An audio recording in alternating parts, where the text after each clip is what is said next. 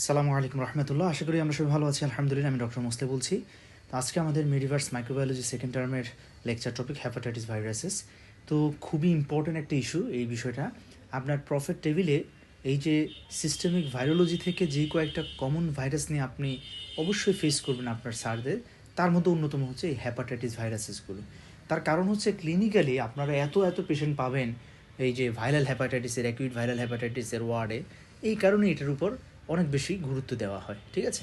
আমরা এখান থেকে খুবই ব্রিফলি যে বিষয়গুলো না বললেই নয় আপনার বেসিক কনসেপশনের জন্য, অ্যাজ ওয়েল অ্যাজ আমাদের ক্লিনিক্যালি যে বিষয়গুলো খুব কমনলি আমরা পেয়ে থাকি, আমরা সেগুলো নিয়েই কথা বলবো আপনাদের সাথে ইনশাআল্লাহ। আল্লাহুম্মা রাব্বি জিদনি ইলমা রাব্বি শরহ লি সাদরি ওয়া ইয়াসসির লি আমরি ওয়াহলুল উকদাতাম মিন লিসানি ইয়াফকাহু কওলি নাসরুম মিনাল্লাহি ওয়া ফাতহুন করিব। আমরা শুরু করি তাহলে। আচ্ছা, প্রথম কথা হ্যাপাটাইটিস। তাহলে আমরা আজকে ইনশাআল্লাহ যেই ভাইরাসগুলো নিয়েই কথা বলবো, প্রত্যেকটা ভাইরাস আমাদের কোন অর্গানকে এফেক্ট করবে? সেটা হচ্ছে আমাদের লিভারকে এফেক্ট করবে। এবং লিভারকে এফেক্ট করার পরে আপনাদের মাথায় অবশ্যই এই জিনিসটা এখন থেকে থাকতে হবে যে যে কোনো ভাইরাস আমাদের কোনো একটা অর্গানে যখন ইনভলভ করে, আপনারা জানেন ভাইরাস হচ্ছে একটা কি ইন্ট্রা সেলিউলার। হ্যাঁ, তার মানে এটা যদি আমার একটা সেল হয়, মনে করেন এটা একটা লিভার সেল। লিভার সেল তো ইউজুয়ালি কি লিভার সেল তো হচ্ছে আপনার এটা হচ্ছে হ্যাক্সাগোনাল। তা আমি মনে করেন না বোঝানোর স্বার্থে আপনাকে রাউন্ড শেপ দিচ্ছি আর কি। অ্যাকচুয়াল শেপ হচ্ছে এটা। আচ্ছা, তো এখন এখানের মধ্যে যদি কোনো কারণে একটা ভাইরাস ঢুকে, মনে করেন এটা একটা ভাইরাল ডিএনএ, ধরেই নেন না আপনি এটা একটা হ্যাপাটাইটিস বি ভাইরাস। এখন হ্যাপাটাইটিস বি ভাইরাসের ক্ষেত্রে তার ডিএনএ হচ্ছে কেমন? তার ডিএনএ হচ্ছে একটা সার্কুলার ইনকমপ্লিট ডিএনএ। কেমন? আচ্ছা, এটা হচ্ছে ভাইরাল ডিএনএ। তো আলটিমেটলি এগুলো নিয়ে আমরা অনেকবার আপনাদেরকে বুঝিয়েছি আলহামদুলিল্লাহ, যে কীভাবে একটা ডিএনএ যখন ঢুকে আলটিমেটলি এখানে ডিএনএ রেপ্লিকেশন হবে, প্রোটিন সিনথেসিস হবে, early protein red protein synthesis হবে। এবং এখান থেকেই এই যে ভাইরাল কিছু প্রোটিনকে আপনার হ্যাপাটোসাইট সে কি করবে? সে এমইসি প্রেজেন্টেশন করবে। কি প্রেজেন্টেশন? MEC presentation. তো দেখেন এই যে গ্রিন কালারের যে রিসেপ্টরটা, এটা হচ্ছে আপনার হ্যাপাটোসাইট, আমার হ্যাপাটোসাইট, প্রত্যেকটা হ্যাপাটোসাইটের মধ্যে আছে। এবং এটা হচ্ছে MHC1 প্রোটিন, MHC1 প্রোটিন। এবং এর উপরে সে তার এই যে ভাইরাল একটা প্রোটিনকে এনে সে অ্যাটাচ করে প্রেজেন্ট করছে। এবং এই প্রেজেন্টেশনের কারণে তার চারপাশে আমাদের ওই যে সার্কুলেশন থেকে ইন দ্য মিন টাইম যখনই এই ভাইরাসটা আপনার শরীরে, মানে এই যে লিভারের মধ্যে সাইনোসয়েডাল স্পেস বলেন, হ্যাঁ, পেরিসাইনোসয়েডাল স্পেস বলেন, এখানে যখন আসে তখন এখানে আছে আমাদের কাফার সেল বা লিভারের যে রেসিডেন্ট ম্যাক্রোফেজ। ওই ম্যাক্রোফেজ কী করে? এই সকল ভাইরাসকে সে এনগালফ করে সে সারাউন্ডিং যে লিম্ফ নোড আছে সেখান থেকে সে তৈরি করে ফেলে কি এই ভাইরাসের এগেনস্টে অ্যাক্টিভেটেড কিছু কি লিম্ফোসাইটের মধ্যে আছে আপনার এই হেল্পার টি সেল 1, অথবা আপনারা বলতে পারেন CD4 লিম্ফোসাইট এবং হচ্ছে CD8 লিম্ফোসাইট। তো ধরে নেন এই যে এগুলো হচ্ছে মানে এই দুজন হচ্ছে CD4, এই দুজন হচ্ছে CD4 লিম্ফোসাইট। আর এই যে টিয়া কালারের যেই লিম্ফোসাইটটা, এটা হচ্ছে আমাদের CD8 লিম্ফোসাইট। ক্লিয়ার? তাহলে এর মধ্যেই এই যে দেখেন একটা CD8 লিম্ফোসাইট এখানে তো চলে আসলো, এবং তাকে কিন্তু ম্যাক্রোফেজ আগে গিয়ে বলে দিয়েছে যে অমুক জায়গায় এমন ধরনের অ্যান্টিজেন যদি তুমি পাও তাকে তুমি অ্যাটাক করবে। তো ও এসে, এবং এই প্রত্যেকটা আপনার CD4 বলেন, CD8 বলেন, ওদের সবার সেল সারফেসে কী থাকে? টি সেল রিসেপ্টর থাকে। ওদের সবার সেল সারফেসে কী থাকে? টি সেল রিসেপ্টর। এই টি সেল রিসেপ্টর দিয়ে ওরা MHC1 প্রোটিনের সাথে তারা বাউন্ড এরিয়াকে চিনতে পারে, অথবা হচ্ছে যে MHC2 প্রোটিনের সাথে বাউন্ড ভাইরাল অ্যান্টিজেনকে তারা ডিটেক্ট করতে পারে। ক্লিয়ার? তাহলে এই যে দেখেন এখন সে যখন এখানে আসবে, এই যে CD8 লিম্ফোসাইটটা ও যখন এখানে আসবে এবং তার এই টি সেল রিসেপ্টর, আর অন্যদিকে আপনার ভাইরাস ইনফেক্টেড হ্যাপাটোসাইট, এটা তো কি বললাম হ্যাপাটোসাইট, এই যে ভাইরাস ইনফেক্টেড হ্যাপাটোসাইট সে MHC প্রেজেন্ট করে বসে আছে। তাহলে এখানের মধ্যে একটা সিগন্যালিং যখন হবে তখন এই CD8 টি লিম্ফোসাইটটা অ্যাক্টিভেটেড হয়ে যাবে, এবং সে তখন এই সেলের উপরে রিলিজ করবে কি? পারফোরিন অ্যান্ড গ্যানজাইম। কি রিলিজ করবে? পারফোরিন অ্যান্ড গ্যানজাইম। তাহলে পারফোরিন অ্যান্ড গ্যানগ্রেঞ্জার এটা রিলিজ করে এখানে সেল ওয়ালগুলোকে সে পারফোরেটেড করে দিবে, ফলে এই ভাইরাল ইনফেক্টেড সেলটা কী হয়ে যাবে, অসমোটিক লাইসিস হয়ে যাবে, মানে ড্যামেজ হয়ে যাবে, তার অস্তিত্ব আর থাকবে না। তাহলে এই যে একটা ড্যামেজ হচ্ছে কোনো একটা টিস্যু, তাহলে এখানে কী শুরু হবে, টিস্যু ইনজুরি। আর টিস্যু ইনজুরি হলেই, টিস্যু ইনজুরি যেখানেই হবে সেখানেই হবে ইনফ্লামেশন। এখন এই টিস্যু ইনজুরি এবং ইনফ্লামেশন হচ্ছে কোথায়, আপনার লিভারে। তাহলে লিভারে যদি কোনো ইনফ্লামেশন হয় তাহলে সেটাকে আমরা কি বলি, হেপাটাইটিস। সেটাকে আমরা কি বলি, হেপাটাইটিস। তাহলে এই যে কথাগুলো এতক্ষণ বললাম, এটা যদি আপনি বুঝেন, আপনার কনসেপশন ইনশাল্লাহ শেষ। তাহলে আমরা হেপাটাইটিস ভাইরাস যা যা পড়বো প্রত্যেকে আমাদের কি করবে, লিভারে ঢুকবে, ওখানে একটা ইমিউন মেডিয়েটেড ইনজুরি হবে, ইনফ্লামেশন হবে, that's why they will lead to hepatitis. Clear কিনা? তাহলে লিভারের সেল ইনজুরি হচ্ছে, ড্যামেজ হচ্ছে, তাহলে লিভারের ফাংশন কমে যাবে। তাহলে ওই পেশেন্টের কী দেখা দিবে, জন্ডিস দেখা দিবে, পেশেন্টের হচ্ছে মানে হচ্ছে আপনার কি ব্লিডিং টেন্ডেন্সি দেখা দিতে পারে। হ্যাঁ, পেশেন্টের মধ্যে যদি অ্যাকিউট লিভার ফেলিউর অথবা ফালমিনেন্ট লিভার ফেলিউর হয়ে যায়, তাহলে পেশেন্টের প্রচণ্ড পরিমাণে কী হবে, যে আপনার বডিতে টক্সিসিটিগুলো, টক্সিনগুলো বেড়ে যাবে, অ্যামোনিয়া বেড়ে যাবে, তাহলে হ্যাপাটিক এনকেফালোপ্যাথি দেখা দিবে। ঠিক আছে কিনা? তো হ্যাপাটোরেনাল সিনড্রোম দেখা দিবে, ইত্যাদি অনেক মাল্টিপল সমস্যাগুলো একটার সাথে একটা কানেক্টেডভাবে দেখা দিবে। এই কনসেপশনটা আপনার জানতে হবে যে যে কোনো ভাইরাসের কারণে যে হ্যাপাটাইটিস হচ্ছে, এটা ইটসেলফ ভাইরাসের কারণে হচ্ছে না, এটা হচ্ছে আপনার বডির ইমিউন রেসপন্সের কারণে ভাইরাস ইনফেক্টেড সেলগুলো ড্যামেজ হয়ে যাচ্ছে এবং সেটার কারণে এই ইনফ্লামেশন হয়ে এই প্রবলেমগুলো দেখা দিচ্ছে। আশা করি এখানে কোনো কনফিউশন ইনশাল্লাহ নাই। ওকে, তাহলে ক্লাসিক্যাল হ্যাপাটাইটিস ভাইরাস, আদার হ্যাপাটাইটিস ভাইরাস, মানে হ্যাপাটাইটিস যে হয় খুব কমনলি যেগুলো, সেটা হচ্ছে এই 5টা ভাইরাস দিয়ে হবে। এবং এদেরকে হ্যাপাটাইটিস ভাইরাস বলতে আমরা এটাই বুঝি। তাহলে কী কী আছে, hepatitis A virus, B virus, C virus, D virus, E virus, 5টা ভাইরাস আছে। আর অনেকে আরেকটা নতুন জি ভাইরাসও বলতে চায়, তো এটা এখনও ওরকম আমরা দেখি নেই। ওকে, আর হচ্ছে আদার হ্যাপাটাইটিস ভাইরাস কি, আদার হ্যাপাটাইটিস ভাইরাসের মধ্যে আছে এপস্টেইন বার ভাইরাস, এবং এটা এফসিপিএস কোয়েশ্চেন, এবং এটা সাররা প্রফিট টেবিলে জিজ্ঞেস করে। কারণ দেখেন একটা ফার্স্ট ইয়ারের বাচ্চাকেও যদি আমি জিজ্ঞেস করি, সে অনায়াসে বলে hepatitis A B C D E সব বলে ফেলতে পারবে। কিন্তু তাকে যদি বলি যে টেল মি সাম মানে নন ক্লাসিক্যাল হ্যাপাটাইটিস ভাইরাস, তখন কিন্তু এটা আমরা পারতে একটু কষ্ট হয়, তখন এটা জিজ্ঞেস করবে আপনাকে। যেমন এখানের মধ্যে দেখেন খুব মজা, আপনারা একটু টেকনিক্যালি পড়তে হবে। আমাদের প্রথম লেকচার যেটা নিয়েছে হারপিস ফ্যামিলি, এই হারপিস ফ্যামিলির 3-4টা ভাইরাসই হচ্ছে কিন্তু হ্যাপাটাইটিস করতে পারে। যেমন হারপিস সিমপ্লেক্স, তাহলে হারপিস সিমপ্লেক্স টাইপ 1 টাইপ 2 ওরা হ্যাপাটাইটিস করতে পারে। তারপর হচ্ছে এপস্টেইন বার ভাইরাস, এটা হারপিস ফ্যামিলির ভাইরাস। সাইটোমেগালো ভাইরাস, তাহলে দেখেন 4টা। এই যে 4টা হারপিস ফ্যামিলির ভাইরাসই নন ক্লাসিক্যাল হ্যাপাটাইটিস ভাইরাস হিসেবে কাজ করতে পারে। বাকি 3জনকে আপনি একটু আবার আলাদা করে শিখেন। তাহলে yellow fever virus, rubella virus, antero virus, yellow fever, rubella, antero, এইভাবে একটু জানতে হবে, কেমন? আচ্ছা, ওকে। এখন আসেন, যে কোনো হ্যাপাটাইটিস ভাইরাস যখন আমাদের শরীরে ঢুকবে, মানে লিভার ইনজুরি করবে, লিভার ড্যামেজ করবে, তখন আমরা কি মানে টেস্ট করব, কি দিয়ে আমরা পেশেন্টকে অ্যাসেস করব, পেশেন্টের সিভিয়ারিটি কেমন, পেশেন্ট কোন স্টেজে আছে, এই জিনিসগুলো দেখার জন্য আমরা যে টেস্টগুলো করি, 1 নাম্বার টেস্ট হচ্ছে আসলেই তার হেপাটাইটিস ভাইরাস আছে কি না, আসলেই হ্যাপাটাইটিস ভাইরাস আছে কি না। আরেকটা হচ্ছে যদি থাকে তার লিভারের অবস্থা কতটুকু খারাপ হয়েছে, দুটো প্রশ্ন। তাহলে আমরা তার হ্যাপাটাইটিস আছে কি না সেই জন্য আমরা বিভিন্ন ভাইরাল মার্কার, তারপর হচ্ছে অ্যান্টিবডি টাইটার, এগুলো দেখবো। এটা আমরা এখন সময় নষ্ট করবো না, আমরা ইন ডিটেলস এটা নিয়ে আপনাদের সাথে কথা বলবো ইনশাল্লাহ সামনে। আর যে তার লিভারের অবস্থা কেমন সেটা যখন দেখার জন্য আমরা সিম্পলি লিভার ফাংশন টেস্ট করবো। কী লিভার ফাংশন টেস্ট বললেই এএলটি আসে, এএসটি আসে, তারপরে এএলটিএসটি রেশিও বলে, prothrombin time with INR, serum albumin, serum bilirubin, direct indirect, এগুলো হচ্ছে লিভার ফাংশন টেস্ট বলে ম্যান্ডেটরি। এই কয়েকটা করতেই হবে এবং পেশেন্টের কন্ডিশন অনুযায়ী আমরা আরও কিছু অ্যাড করতে পারি।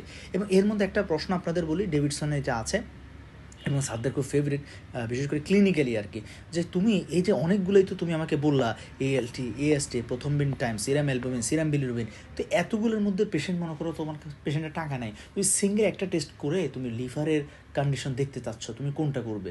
তখন আপনার আনসার হবে যে স্যার প্রথম বিন টাইম উইথ পিএনআর। এটা হচ্ছে সবচেয়ে মানে সেন্সিটিভ এবং স্পেসিফিক। যে বাকিগুলা দেখা যাচ্ছে সিরাম অ্যালবুমিন, যেটা এই সিরাম অ্যালবুমিন কিন্তু দেখা যাচ্ছে লিভারের অবস্থা খারাপ, কিন্তু সিরাম অ্যালবুমিন এখনও ফল করছে না, কারণ এটার ফল করতে তার টাইম লাগবে। কিন্তু প্রথম দিন টাইমটা খুব র্যাপিডলি রেসপন্ড দেয়। লিভার খারাপ, সেও ধাম করে 24-48 আওয়ার্সের মধ্যে সেও ফল মানে বেড়ে যায় অনেক। প্রথম দিন টাইম হচ্ছে কি বেড়ে যাবে, প্রথম দিন টাইম বেড়ে যাওয়া মানে লিভারের কন্ডিশন খারাপ হওয়া, ঠিক আছে কি না? তাহলে এই ইস্যুগুলো একটু মনে রাখা। আচ্ছা, আর সিরাম বিলিরুবিন করি কেন? ওই যে সিরাম বিলিরুবিন করে আমরা, যেহেতু এটা হ্যাপাটাইটিস, তাহলে এখানের মধ্যে কোন ধরনের বিলিরুবিন বাড়বে বলেন? এখানে সিরাম বিলিরুবিন ইউজুয়ালি আনকনজুগেটেড বিলিরুবিনটা বাড়ে। কোনটা? আনকনজুগেটেড বিলিরুবিন বাড়ে। তবে ইনফ্লামেশন খুব বেশি হয়ে যদি এখানে একটা কোলেস্ট্যাটিক ফিচার চলে আসে, তখন আপনার কনজুগেটেড বিলিরুবিনও বাড়তে পারে। ক্লিয়ার কিনা? এটা ডেভিডসন এগুলো লেখা আছে, দেখবেন এখানে যে হ্যাপাটিক জন্ডিসে কেন কনজুগেটেড বিলিরুবিন দুটোই বাড়ে, খুব সুন্দর করে লেখা আছে। ইনফ্লামেশন হয়ে লিভারের ভেতরে ওই যে হ্যাপাটোসাইটের চারপাশে এগুলো টিস্যু এডিমা হয়ে ফুলে যায়, ফলে ওই যে আমার যে বাইল ক্যানালেগুলি তাদের উপর একটা চাপ পড়ে, ফলে যেই বিলিরুবিনগুলো কনজুগেটেড হয়ও তারা বের হতে পারে না, মানে বাইল হয়ে তারা ওই যে আমার ডিউডেনামের দিকে আসতে পারে না, ফলে তারা পরে আসতে যেহেতু বেরোতে পারতেছে না, ফলে তারা সেখান থেকে ভেনাস ড্রেনেজে ঢুকে ওই যে আপনার হ্যাপাটিক ভেন দিয়ে সিস্টেমিক সার্কুলেশনে ঢুকে যায়, ফলে কনজুগেটেড বিলিরুবিন বেড়ে যায়। ক্লিয়ার কি না? ওকে, এরপরে আমরা যেগুলো করব, আমরা আপনার কোন ভাইরাস দিয়ে হচ্ছে সেটা, হ্যাপাটাইটিস এ ভাইরাস আছে কিনা সেটা দেখার জন্য আমরা হ্যাপাটাইটিস এ ভাইরাসের এগেনস্টে অ্যান্টিবডি দেখি, তাহলে anti-HAV। এবং আপনারা জানেন যে কোনো ক্ষেত্রে এগুলোর ক্ষেত্রে আমার দেখতে হবে IgM, কারণ anti-HAV IgG আমারও থাকতে পারে। কোন একটা সময় আল্লাহ না করে ওয়াটার বর্ন হয়েছে, অ্যাসিমটোমেটিক ছিলাম, মানে ওইটা আমার বডির অ্যান্টিবডি টাইটার থেকে গেছে, বাট সেটা হবে অবশ্যই IgG। কিন্তু আপনি যদি IgM পান, এটা অ্যাকিউট ইনফেকশন। ক্লিয়ার কিনা? ডেঙ্গুর ক্ষেত্রে যেরকম NS1 IgG পজিটিভ পেলে চিন্তার কিছু নেই, এটা ডেঙ্গু পজিটিভ না, IgM পেতে হবে, একই জিনিস। ঠিক একইভাবে আপনার হ্যাপাটাইটিস ই ভাইরাস আছে কিনা সেটা দেখার জন্য আমরা দেখব হ্যাপাটাইটিস ই ভাইরাসের এগেনস্টে আপনার অ্যান্টিবডি আছে কিনা, এবং অবভিয়াসলি সেটা হচ্ছে IgM। ক্লিয়ার? ওকে, কারণ IgG পজিটিভ থাকা মানে এটা আপনার প্রিভিয়াস ইনফেকশন, আপনার এটা ইমিউনিটি সে ইন্ডিকেট করছে, এটা আপনার অ্যাকিউট ইনফেকশন শো করছে না। আচ্ছা, এরপরে আমরা হ্যাপাটাইটিস বি ভাইরাস, যেটা সবচেয়ে vital issue, hepatitis B virus, এটা নিয়ে আমরা এই যে ভাইরাল মার্কারগুলো, এটা নিয়ে আমরা আপনাদের সাথে পরে কথা বলবো, মানে এই লেকচারের একটু পরে ইনশাল্লাহ কথা বলবো, এখানে সময় নষ্ট করবো না। ক্লিয়ার? তাহলে hepatitis A virus, hepatitis E virus, এগুলোর জন্য simple anti-HAV, anti-HEV, IgM titre দেখবো। ক্লিয়ার? আচ্ছা, কারণ এবং এই দুটো হচ্ছে ওয়াটারবর্ন, এই দুটো হচ্ছে কি ওয়াটারবর্ন, মানে ফিকো ওরাল রুটে হবে। আর বাকি যে hepatitis B, hepatitis C, hepatitis D, এই তিনজন হয় blood borne and sexual contact. এবং হ্যাপাটাইটিস বি ভাইরাসটা সাথে এক্সট্রা আরেকটা পাথওয়েতে হয়, সেটা হচ্ছে ডিউরিং ডেলিভারি, মানে হচ্ছে এটা কী বলে ভার্টিক্যাল ট্রান্সমিশন হয়। ক্লিয়ার কি না? আচ্ছা, তাহলে এই হচ্ছে ইস্যুসগুলো আমাদের একটু জানতে হবে। আমাদের এই একটা চার্ট আছে আপনাদের নোটবুকসে, এই চার্টটা যদি আপনি একটু ভালো করে পড়তে পারেন, এটা বোমা মনে হয় বিশাল চার্ট, কিন্তু না, এখান থেকে সব লাগবে না। দেখেন অঙ্কের মতো আমি কয়েকটি কথা বলবো, এগুলো যদি আপনি মনে রাখতে পারেন, পুরো চ্যাপ্টারটা আপনার ইনশাআল্লাহ নখদর্পণে চলে আসবে ইনশাআল্লাহ। দেখেন এখানের মধ্যে প্রথমে আপনাকে জানতে হবে, সব কিছু আমার জানা দরকার নেই, মনে রাখবেন সব কিছু না, কোনটা না জানলে টিচার মাইন্ড করবে, আপনাকে ওইটা জানতে হবে। হ্যাঁ, মানে এটা হচ্ছে যে মানে অ্যাজ ইউজুয়াল সব স্টুডেন্টরা যেটা চায়, কিন্তু একটা ভালো স্টুডেন্টের পরিচয় হবে আপনি। এখন তো আমার ওই ভালো স্টুডেন্টের পরিচয় দেখার দিকে যদি ফেল করে ফেলি, তাহলে তো আর লাভ হলো না, তাই না? মানে এটা পরীক্ষার স্বার্থে বলছি। তাহলে এখান থেকে আপনাকে যে জিনিসগুলো জানতে হবে, এনভালাপ ভাইরাস কোনটা আছে। এনভালাপ ভাইরাস হচ্ছে BCD, দেখেন আমি মানে হাইলাইট করে দিয়েছি আপনাকে। এনভালাপ ভাইরাস হচ্ছে BCD। তারপরে ক্রনিক ইনফেকশন কে করবে? ক্রনিক ইনফেকশন হ্যাপাটাইটিস বি আর সি করে, হ্যাপাটাইটিস বি আর সি করে। এই যে ক্যারিয়ার হিসেবে হচ্ছে আপনার হ্যাপাটাইটিস বি এবং হ্যাপাটাইটিস সি। এই যে ক্যারিয়ার হিসেবে কে থাকবে? হ্যাপাটাইটিস বি এবং হ্যাপাটাইটিস সি। আর ক্রনিক ইনফেকশন কে করবে? হ্যাপাটাইটিস বি ভাইরাস এবং হ্যাপাটাইটিস সি ভাইরাস, মানে যারাই ক্যারিয়ার ওরাই ক্রনিক। আর অঙ্কোজেনিসিটি, এটা অঙ্কোজেনিক টিউমার ভাইরাসে পড়িয়েছি, হ্যাপাটাইটিস বি ভাইরাসও অঙ্কোজেনিসিটি করে, সি ভাইরাসও অঙ্কোজেনিসিটি করে, এবং সি ভাইরাসের অঙ্কোজেনিসিটি রেট বেশি। সি ভাইরাস ইনডিউস পেশেন্টগুলো HCC হয়ে যায়। ক্লিয়ার কিনা? আচ্ছা, এবার রুট যেটা বললাম, মানে হ্যাপাটাইটিস এ ভাইরাস এবং হ্যাপাটাইটিস ই ভাইরাস, এটা হচ্ছে ফিকো ওরাল রুট। আর বাকি সবাই হচ্ছে ব্লাড বর্ন, সেক্সুয়াল, এবং হ্যাপাটাইটিস বিটা এক্সট্রা হয় কি বার্থে। হ্যাঁ, এবং হ্যাপাটাইটিস সিও হতে পারে বার্থ, মানে ডিউরিং বার্থ সে ট্রান্সমিট হতে পারে, ভার্টিক্যাল ট্রান্সমিশন। ক্লিয়ার কিনা? ডিফেক্টিভ ভাইরাস শুধুমাত্র একটাই আছে, সেটা হচ্ছে হ্যাপাটাইটিস ডি ভাইরাস। মানে বি ভাইরাস যদি কারো শরীরে না থাকে, তার শরীরে হ্যাপাটাইটিস ডি আপনি পাবেন না। এটা কেন? এটা আমরা আগেও বলেছি আপনাদের একটা লেকচারে, যে হ্যাপাটাইটিস ডি ভাইরাসের তার সারফেস অ্যান্টিজেন তৈরি করার জিন নেই, ক্যাপাবিলিটি নেই। এই কারণে হ্যাপাটাইটিস ডি ভাইরাস কোনো একটা সেলকে, মানে হ্যাপাটোসাইটকে ইনফেকশন করার জন্যে সে হ্যাপাটাইটিস বি ভাইরাসের HBsAg অ্যান্টিজেনটা ইউজ করে। তাহলে কারো সেলে প্রথমে হ্যাপাটাইটিস বি ইনফেকশন হলো, ফলে তার সেলের মধ্যে প্রচণ্ড ধরনের কি ঘোরাঘুরি করতেছে, মানে ওই হ্যাপাটোসাইটের ভিতরে HBsAg সুন্দর করে হ্যাপাটাইটিস ডি ভাইরাসে ঢুকে যাবে, ঢুকে সে হ্যাপাটাইটিস বি ভাইরাসের তৈরি করা HBsAg অ্যান্টিজেনগুলোকে হ্যাপাটাইটিস ডি ভাইরাস তার মানে কাভার এনভেলাপ অ্যান্টিজেন হিসেবে ইউজ করে বের হয়ে সে আরও বেশি বেশি হ্যাপাটাইটিস মানে হ্যাপাটোসাইটগুলোকে অ্যাটাক করবে। ক্লিয়ার? এই কারণে এটা defective virus. It can not infect without the help of hepatitis B virus. That's why HDV, hepatitis D virus, is known as a defective virus. Clear?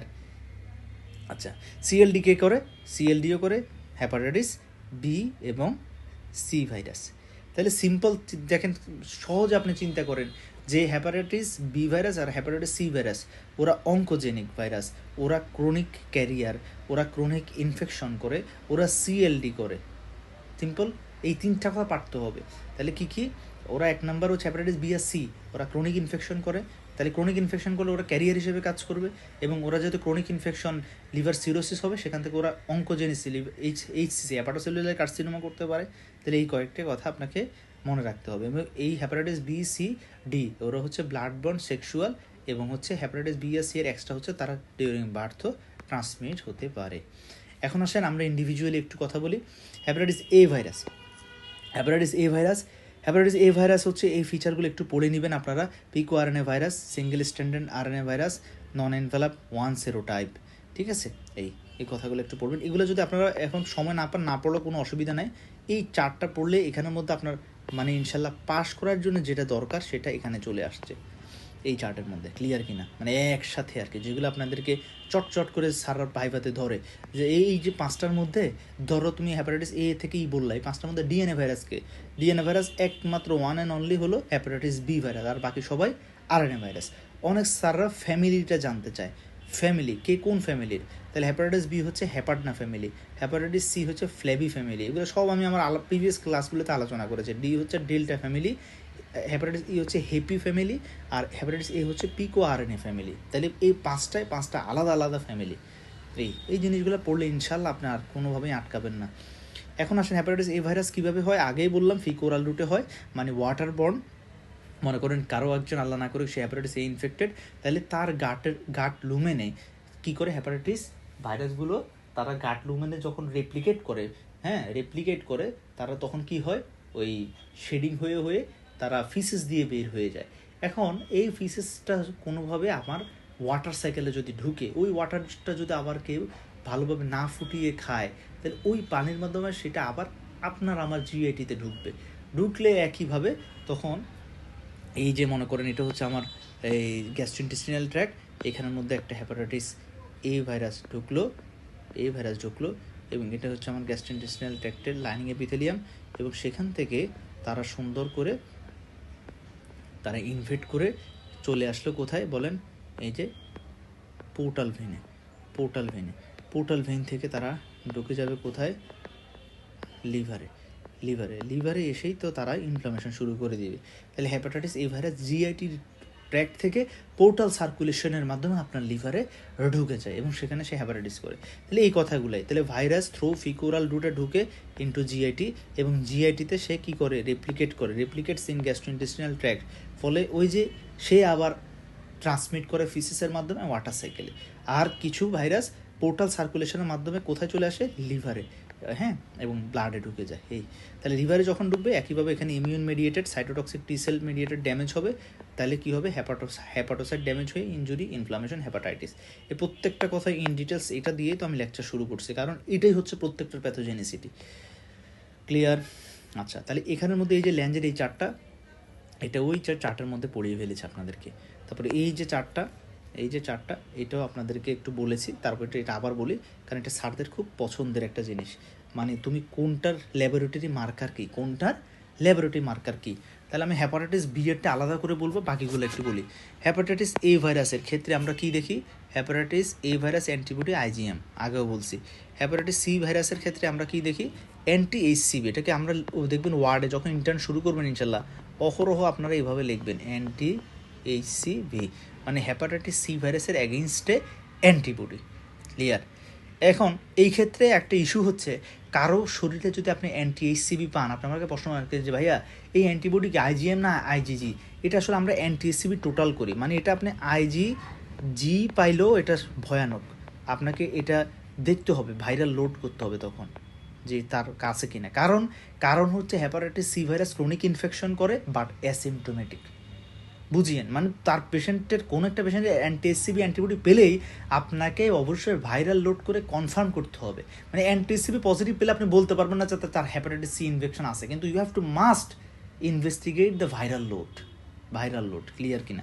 Okay. Hepatitis D ভাইরাসের ক্ষেত্রে same antibody একটু করবো, এটা এইভাবে লিখলেও হয়, এত লম্বা চূড়া নাই, সবগুলো একভাবে পড়েন, অ্যান্টি এইচডিভি। ক্লিয়ার? তারপরে হ্যাপাটাইটিস ই ভাইরাসের ক্ষেত্রে অ্যান্টি এইচইভি আইজিএম করে। ক্লিয়ার? ওকে। এখানে নাম বলছে, কিন্তু এটা আমরা অ্যান্টি এইচইভি আইজিএম করতে পারি। ওকে, তো এবার আসেন বাকি হ্যাপাটাইটিস বিটা আমরা পরে বলবো আপনাদেরকে, মানে একসাথে, কারণ হ্যাপাটাইটিস বিটা আমাদের জন্য খুব ভাইটাল। সিমটম সব ভাইরাসের ক্ষেত্রে symptom same, maximum asymptomatic infection. আর যদি সিমটম হয় তাহলে 2 ধাপে সিমটমটা হবে, কিছু নন স্পেসিফিক সিমটম, কিছু স্পেসিফিক। নন স্পেসিফিক মানে সেটা শুধু হ্যাপাটাইটিস না, এটা ডেঙ্গু ফিভার বলেন, যে কোনো ভাইরাল ফিভারে এই সিমটমগুলো হয়, এই কারণে এটাকে বলে প্রোড্রোমাল ভাইরাল সিমটম। কী? Fever, anorexia, nausea, vomiting, myalgia, যে কোনো ভাইরাল ইনফেকশন হবে। এটা হ্যাপাটাইটিস ভাইরাস কিনা আপনি শিওর না, কিন্তু সিমটোমেটিক কি? যদি হ্যাপাটাইটিস ভাইরাস অবশ্যই পেশেন্টের জন্ডিস ডেভেলপ করবে, পেল ফিসেস হবে, ডার্ক ইউরিন হবে, এই কয়েকটা। আর হচ্ছে যদি আপনি ল্যাবরেটরি টেস্ট করেন, আপনি কী পাবেন? Alteration of liver function test পাবেন। হ্যাঁ, এই হচ্ছে বিষয়টা। এবার আসেন consequence of hepatitis A virus. এর মধ্যে হচ্ছে এটা 1 নম্বর কনসিকুয়েন্স মানে হচ্ছে একটা পেশেন্টের হ্যাপাটাইটিস এ ভাইরাস ইনফেকশন যদি হয়, তাহলে পেশেন্ট আপনাকে জিজ্ঞেস যে স্যার আমি কি ভালো হবে কিনা, আপনি বলেন হ্যাঁ আপনি ইনশাল্লাহ ভালো হওয়ার সম্ভাবনা 99%। হ্যাঁ, হ্যাপাটাইটিস এ ভাইরাস ইনফেকশনে 99% হচ্ছে আপনি সুস্থ হয়ে যাবেন, কিন্তু রেয়ারলি কিছু পার্সেন্টেজ ফালমিনেন্ট লিভার ফেলিওর ডেভেলপ করে এবং এদের ডেথ রেট অনেক বেশি, পেশেন্টের জন্য আইসিইউ লাগতে পারে। ক্লিয়ার কিনা? আর এখানে কোনো রিস্ক নাই ক্যান্সার হওয়ার, কোনো রিস্ক নাই ক্রনিক ক্যারিয়ার হওয়ার। ক্লিয়ার? ওকে। তাহলে ওই যে একই ব্যাখ্যা, আপনি জানেন ক্রনিক ক্যারিয়ার শুধু 2 জন হয়, hepatitis B, hepatitis C. Cancer করে শুধু 2 জন, hepatitis B, hepatitis C. Chronic infection করে 2 জন, হ্যাপাটাইটিস বি, হ্যাপাটাইটিস সি। হ্যাঁ, এবং সেক্সুয়াল রুটে ছড়ায় 3 জন, হ্যাপাটাইটিস বি, সি, ডি। এবার ল্যাবরেটরি ডায়াগনোসিস অনেকবার বলছি। ওকে, এখন আসেন treatment of hepatitis A virus. Symptomatic যে কোনো হ্যাপাটাইটিস ভাইরাসের মেইন ট্রিটমেন্ট হচ্ছে বেড রেস্ট করব এবং হেপাটোটক্সিক ড্রাগ অফ করব। এই যে অ্যাভয়েড হেপাটোটক্সিক ড্রাগ, এটাই মেইন, আর কিছু না। জ্বর আসলে যদি লিভার কন্ডিশন খুব বেশি খারাপ না হয়, আপনি নাপা দিতে পারবেন। জ্বর ALT যদি 1000-এর কম থাকে, আপনি প্যারাসিটামল দিতে পারবেন। হ্যাঁ, এটার সমস্যা নাই। আর যে কোনো সেডেটিভ ড্রাগস, তারপর হচ্ছে আপনার ডায়ুরেটিক্স, হ্যাঁ, এগুলো আপনাকে অ্যাভয়েড করতে হবে, এই ড্রাগসগুলো। ডেভিশন একটা চার্ট আছে, দেখবেন যে হেপাটিক এনকেফালোপ্যাথিতে কী কী বন্ধ করতে হবে। হ্যাঁ, এগুলো আপনাকে মেনটেন করতে হবে। এরপর আসেন প্রিভেনশন কীভাবে করবেন। সিম্পল, আপনি জানেন এটা ছড়ায় ফিকো ওরাল রুটে, তাহলে একটা ভালো কি মেনটেন করতে হবে? স্যানিটেশন সিস্টেম এবং এই আপনার যে এটাকে কী বলেন, ওয়াটার সাইকেলটা ভালো ফিল্টার করতে হবে, বয়েল করে পানি খেতে হবে, এবং গুড একটা স্যানিটেশন সিস্টেম থাকতে হবে, যে আমাদের যে সিওয়েজ এটার সাথে সাথে আমাদের ওয়াটারগুলো না মিশতে পারে, সেই বিষয়টা খেয়াল রাখতে হবে।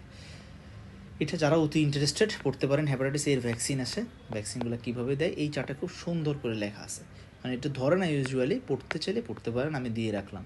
এখন আসেন হ্যাপাটাইটিস বি ভাইরাস। পরিচয়টা আমরা চার্টেই বলে দিয়েছি, এটা হ্যাপাডনা ফ্যামিলি, এটা একটা এনভেলাপ ভাইরাস, এটা একটা ডাবল স্ট্যান্ডার্ড সার্কুলার ডিএনএ, এবং আরও খুশি হবে সারা double standard circular incomplete DNA, এবং তার ভেতরে একটা এনজাইম থাকে ডিএনএ ডিপেন্ডেন্ট ডিএনএ পলিমারেজ এই এনজাইমটা থাকে। এবং এই এনজাইমটার একটা স্পেশাল ফিচার, এগুলো নিয়ে আমি আগে অনেকবার কথা বলেছি, সো আমি এখানে সময় নষ্ট করব না। এই এই এই ছোটো ইস্যুটা, এই যে ডিএনএ ডিপেন্ডেন্ট ডিএনএ পলিমারেজ, এটা হচ্ছে তার রিভার্স ট্রান্সক্রিপ্টেজ লাইক অ্যাক্টিভিটি আছে। কীভাবে ব্যাখ্যা সহ আগের ক্লাসগুলোতে বলেছি, ওখান থেকে দেখে নেবেন। আর রিভার্স ট্রান্সক্রিপ্টেজ অ্যাক্টিভিটি মানে হচ্ছে এই এনজাইমটা ডিএনএ থেকে ডিএনএ তৈরি করতে পারে, আবার এই এনজাইমটা আরএনএ থেকে ডিএনএ তৈরি করতে পারে। তাহলে এই এনজাইমটা ডিএনএ থেকে আরএনএ তৈরি করে, এটাকে বলে DNA dependent DNA polymerase activity. আর আরএনএ থেকে ডিএনএ তৈরি করে, এটাকে বলে RNA dependent DNA polymerase activity. এবং আরএনএ থেকে ডিএনএ তৈরি হওয়াই তো কি reverse transcriptase enzyme. Clear? Okay. তাহলে আপনাকে প্রশ্ন করবে যে এত অর্গান থাকতে হেপাটাইটিস ভাইরাসগুলো লিভারকে কেন অ্যাটাক করে? সেম আনসার না পারলেও আপনি পারেন যে স্যার হেপাটোসাইটসগুলোতে এই হেপাটাইটিস ভাইরাসগুলোর জন্য রিসেপ্টর সাইট থাকে, ফলে তারা এখানে এই যে লিভার সেলের সাথে অ্যাটাচমেন্ট করতে পারে। এখানে যেহেতু রিসেপ্টর থাকে, এখানে হেপাটাইটিস ভাইরাসগুলো কী করতে পারে? অ্যাটাচমেন্ট করতে পারে। তাই মোর ওভার হেপাটাইটিস বি ভাইরাসগুলোর রেপ্লিকেশনের জন্য যে ট্রান্সক্রিপশন ফ্যাক্টর প্রয়োজন, মানে হেপাটাইটিস বি ভাইরাসের ডিএনএ থেকে আরএনএ তৈরি হওয়ার জন্যে, অথবা আরএনএ থেকে ডিএনএ তৈরি হওয়ার জন্যে, অথবা হচ্ছে ভাইরালের যে ক্যাপসিড প্রোটিন তৈরি হওয়ার জন্যে, অথবা ভাইরাসের যে আর্লি প্রোটিন তৈরি হওয়ার জন্যে, যে কোনো প্রোটিন তৈরি হওয়ার জন্য পর্যাপ্ত পরিমাণ কী লাগে? ট্রান্সক্রিপশন ফ্যাক্টর লাগে। এই ট্রান্সক্রিপশন ফ্যাক্টরগুলো অ্যাবান্ডেন্ট অ্যামাউন্টে থাকে হেপাটোসাইটের ভেতরে। এই কারণে তারা হেপাটোসাইটটা তাদের সাইট অফ প্রেডিলেকশন, এই কারণে তারা সেখানে গ্রো করতে পারে ইজিলি। আচ্ছা, তারপরে এই টপিকসগুলো, এই যে হেপাটাইটিসের যে মরফোলজি, স্ট্রাকচার, হ্যাঁ, এবং তার মধ্যে কি কি থাকে, এগুলো হচ্ছে সব আমি পড়িয়েছিলি আপনাদের যে সিস্টেমিক ভাইরোলজি লেকচার 1-এ। ক্লিয়ার? সেখান থেকে দেখিয়ে নেবেন। এখন আসেন রেপ্লিকেটিভ সাইকেলটা, এটাও আমি ক্লাস 1-এ পড়াইছি আপনাদের, মানে সিস্টেমিক ভাইরোলজি। তারপর একবার বলে দিই, কারণ এটা না বললে এখন আপনারা পরের জিনিসগুলো বুঝবেন না। সেটা হচ্ছে কি, হেপাটাইটিস বি ভাইরাস এটা একটা এনভালাপ ভাইরাস। তাহলে সে আপনার প্রথমে এই যে এটা হচ্ছে একটা কি, এটা হচ্ছে একটা হেপাটোসাইট, ধরে নেন এটা হচ্ছে একটা হেপাটোসাইট। তাহলে এই হেপাটোসাইটের উপরে এখানে রিসেপ্টর থাকে। এই রিসেপ্টরের সাথে আপনার এই হেপাটাইটিস ভাইরাস, মনে করেন এটা তো আমরা হেপাটাইটিস বি ভাইরাস পড়ছি, সো এই হেপাটাইটিস বি ভাইরাস হেপাটোসাইটের সেল মেমব্রেনের রিসেপ্টরের সাথে বাইন্ড করার পরে এই এনভেলপটা বাইরে থেকে যায়, আর ভিতরে এই যে ক্যাপসিড এবং ইনকমপ্লিট সার্কুলার ডিএনএটা ঢুকাই দেয়। দেখেন ভিতরে কোনটা আসছে, দেখেন এই জিনিসটা এখানে নাই। তার মানে এই যে এনভেলপ পোর্শনটা বাইরে থেকে যায়, ভিতরে ঢুকছে এতটুকু পোর্শন, এইটা ভিতরে ঢুকে গেছে এক্স্যাক্টলি, এই যে এটা। তারপর ঢুকার পরে সে কি হবে? আনকোটিং হলো, বের হয়ে গেল। এবার আলটিমেটলি এই জিনিসটা ডিসোলিয়েট হয়ে যাবে, এটাও ডিসলভ হয়ে যাবে সাইটোপ্লাজমে। তাহলে থেকে যাবে শুধু ডিএনএ। এখন এই ডিএনএ সেগমেন্টটা এখানে চলে আসছে। তাহলে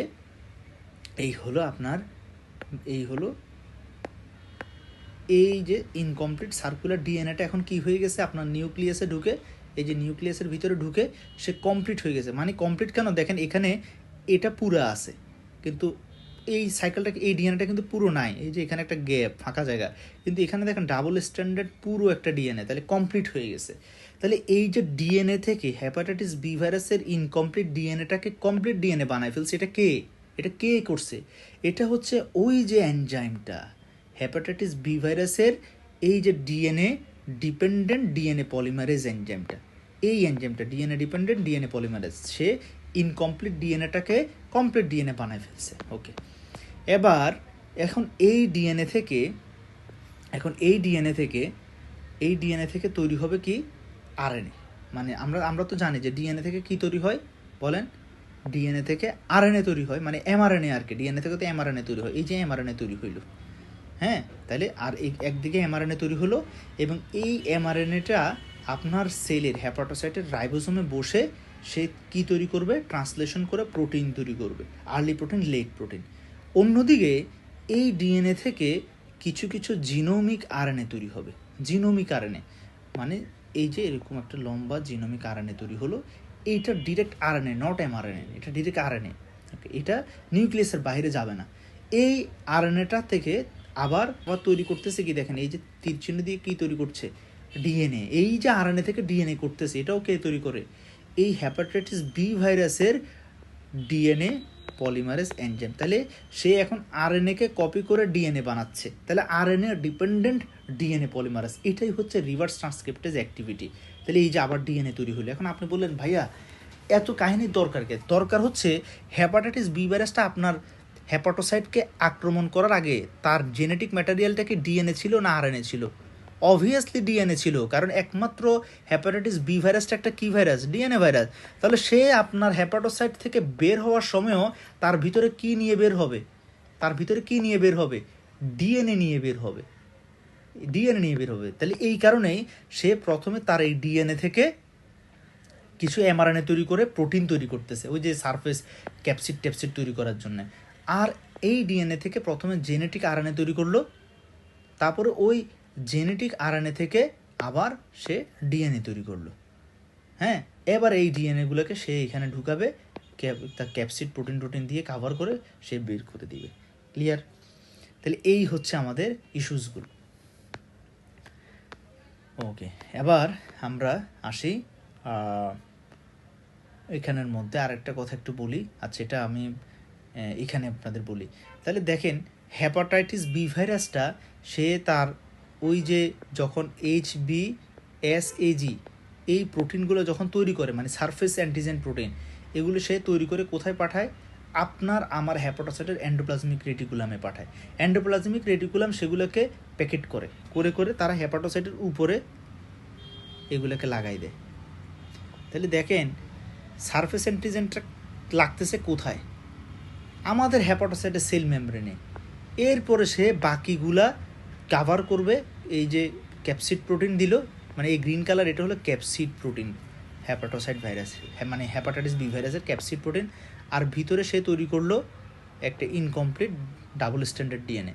এখন সে একদিক দিয়ে যখন বের হবে, আপনার হেপাটোসাইট যখন বের হবে, বের হওয়ার সময় সে এই জিনিসটাকে তার চারপাশে কাভার করে নিয়ে বের হয়ে যাবে। এটা আগেও আমি একটা ক্লাস আপনাদের দেখাইছি চিত্রসহ। ফলে চিত্রটা কেমন হবে দেখেন, এই যে সে বের হইলো এরকম অবস্থায়, এবং তার ভিতরে আছে ডাবল স্ট্যান্ডার্ড ডিএনএ, এবং বের হওয়ার সময় সে এই জিনিসটাকে, আপনার সেল মেমব্রেনটাকে সে পেঁচায় বের হয়ে গেছে। ফলে তখন বাইরে এরকম, এটাই তার এনভেলাপ। এবং এই এনভেলাপ এখানে তো সে আগেই কি বসায় রাখছে? HBsAg। ফলে এখানের মধ্যে আপনি তখন HBsAg দেখতে পাবেন। ক্লিয়ার? এভাবেই এনভেলাপ ভাইরাসগুলো বের হয়। তারা আগে তাদের সারফেস অ্যান্টিজেনটাকে হোস্ট সেল মেমব্রেনে অ্যাটাচ করে দেয়, পরে বের হওয়ার সময় ওগুলো নিয়ে টান দিয়ে বের হয়ে যায়। এবার আসেন serological marker of hepatitis B virus infection. Serological marker of hepatitis B virus infection. তাহলে এখানের মধ্যে আমরা দেখি প্রথমে হেপাটাইটিস বি ভাইরাস কয়টা অ্যান্টিজেন থাকে আর কয়েকটা অ্যান্টিবডি থাকে। কী কী অ্যান্টিজেন থাকে হেপাটাইটিস বি ভাইরাসের? হেপাটাইটিস বি ভাইরাসের অ্যান্টিজেন হচ্ছে তিনটা। HBsAg মানে hepatitis B virus surface antigen, hepatitis B virus envelope antigen, hepatitis B virus core antigen. এর মধ্যে HBsAg এবং HBeAg এগুলো ব্লাডে পাওয়া যায়, আর HBcAg ব্লাডে আসে না, এটা রিলিজ হয় না। তাহলে আমরা কোনো পেশেন্টের শরীরে শুধুমাত্র দুটো অ্যান্টিজেন পেতে পারে, HBsAg, HBeAg। আর অ্যান্টিবডি কি? অ্যান্টিবডি জিনিসটা তৈরি হয় প্লাজমা সেল থেকে, এবং সব অ্যান্টিবডিগুলো ব্লাডে রিলিজ হয়, প্লাজমা সেল সিক্রেট করে। তাহলে অ্যান্টিবডি লোকেশন, অ্যান্টিবডি থাকেই আমাদের প্লাজমা মানে ব্লাডে, মানে সিরামে আর কি। তাহলে অ্যান্টিবডি এই HBsAg এর এগেনস্টে অ্যান্টিবডি অ্যান্টি HBs এটাও পাবো, HBeAg এটার এগেনস্টে অ্যান্টিবডি অ্যান্টি HBe এটাও পাবো, HBcAg এটার এগেনস্টে অ্যান্টি HBc এই অ্যান্টিবডি পাবো। তাহলে অ্যান্টিবডি আমরা তিনোটাই পাবো, কিন্তু অ্যান্টিজেন শুধু দুইটা পাবো, এটা HBcAgটা পাবো না। ক্লিয়ার? এই বেসিক কনসেপ্টটা আগে মাথায় ঢুকান। ওকে, এবার আসেন এই জিনিসটা একটু জানেন, এটা ল্যাঞ্জের chart. Serological test result in 4 stages of HBV infection. Clear আছে? এটা আমি এখান থেকে পড়াবো কিনা আমি একটু চিন্তা করি, নাকি ডেভিডসনেরটা ডিরেক্ট বলবো, একটু দেখি, দাঁড়ান।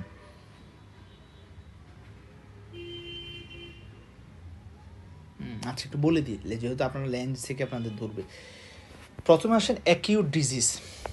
অ্যাকিউট ডিজিজ মানে hepatitis surface antigen, HBsAg, hepatitis B virus surface অ্যান্টিজেনটা আপনি পজিটিভ পাবেন। কারণ কারো শরীরে যখন হ্যাপাটাইটিস বি ভাইরাসটা গ্রো করে, তখন সে যখন লিভার সেল থেকে বের হয়, তখন কিছু hepatitis B virus surface antigen কি আপনার ব্লাডে রিলিজ হয়ে চলে আসে। তাহলে অ্যাক্টিভ যখন ইনফেকশন থাকে পেশেন্টের শরীরে, যে হ্যাপাটোসাইটের ভিতরে হ্যাপাটাইটিস বি ভাইরাস আছে, হ্যাঁ, এবং সে একটা বেইজ অ্যামাউন্টে গ্রো করছে, রেপ্লিকেট করছে, আমি বলছি কিন্তু বেইজ অ্যামাউন্টে, হিউজলি না, বেইজ অ্যামাউন্টে, তখন আপনি তার শরীরে HBsAg পজিটিভ পাবেন। আচ্ছা, HBsAg পাবেন না মানে এই hepatitis B virus surface antigen যতদিন পজিটিভ পাবেন তার শরীরে ততদিন অ্যান্টিবডি অ্যাগেনস্ট HBs মানে এটার অ্যাগেনস্টে অ্যান্টিবডিটা পাবেন না।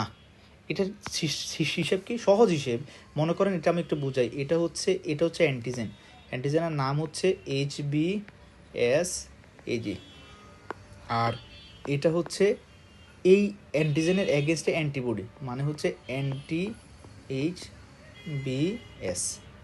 ক্লিয়ার? তাহলে এখন দেখেন, মনে করেন কারো শরীরে HBsAg 3টে আছে আর HBs একটা আছে, তাইলে এই অ্যান্টিবডিটা এসে ওকে ধরে ওরা কি হবে, নিউট্রালাইজ হয়ে ওরা ভ্যানিশ হয়ে যাবে। তাহলে আপনি তার শরীরে নিট কি দেখতে পাবেন, HBsAg 2টা আছে পজিটিভ। ইয়েস, এক্স্যাক্টলি এই জিনিসটা হচ্ছে। তাহলে কারো শরীরে HBsAg পজিটিভ হলে তার শরীরে জীবনে HBs পাবেন না। তার ঠিক উল্টাটা একটু দেখেন তো, যে কারো শরীরে HBsAg আছে কয়টা, একটা, একটু বোঝানোর জন্য জাস্ট, আর HBs অ্যান্টিবডি আছে 2টা। তাহলে এই অ্যান্টিবডিটা ওকে ধরে সে নিউট্রালাইজ করে ফেলবে, ফলে রিমেনিং থাকতেছে আর কি, আর একটা HBs। তাহলে HBs পজিটিভ পেলে HBsAg অবশ্যই নেগেটিভ হবে। ক্লিয়ার? একদম সহজ হিসাব, অঙ্কের মতো আপনি মিলান। তাহলে অ্যাকিউট হ্যাপাটাইটিস বি ভাইরাস ইনফেকশনে আপনি, যেহেতু acute hepatitis B virus infection, তার লিভার থেকে কন্টিনিউয়াসলি HBsAg রিলিজ হচ্ছে ব্লাডে, তাহলে HBsAg পজিটিভ পাবো, আর HBsAg পজিটিভ মানে অবশ্যই HBs নেগেটিভ পাবো। ক্লিয়ার?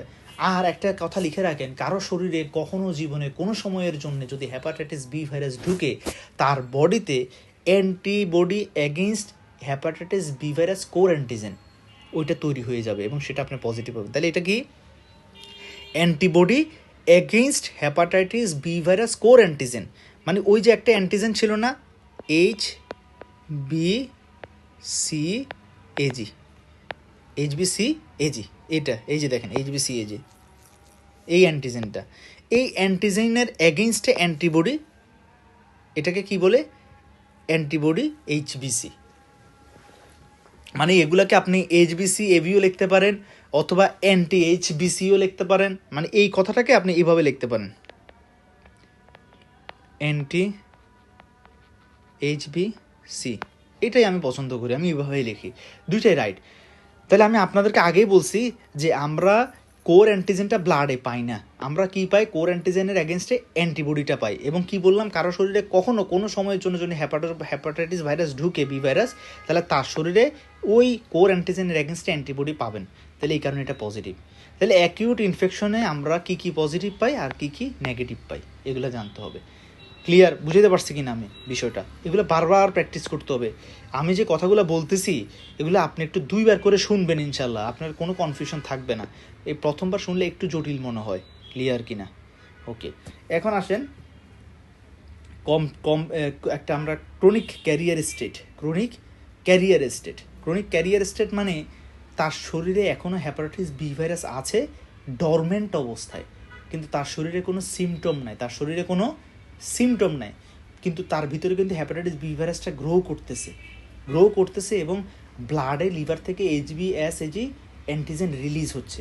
ফলে আমি একটু ছোট, আপনাদের মোবাইলটা আপনারা পারলে একটু জুম দেন, হ্যাঁ, তাহলে দেখেন, তাহলে আপনি ওই পেশেন্টের HBsAg কী পাবেন, পজিটিভ, কারণ অ্যাক্টিভ, মানে তার শরীরে অ্যাক্টিভলি হ্যাপাটাইটিস বি ভাইরাস আছে, এবং যতদিন হ্যাপাটাইটিস বি ভাইরাস অ্যাক্টিভলি থাকবে ততদিন আপনার সারফেস অ্যান্টিজেন পজিটিভ, আর সারফেস অ্যান্টিজেন পজিটিভ পাওয়া মানেই অ্যান্টিবডি অ্যাগেনস্ট সারফেস অ্যান্টিজেন অবশ্যই নেগেটিভ হবে, এখানে কোনো সন্দেহ নাই।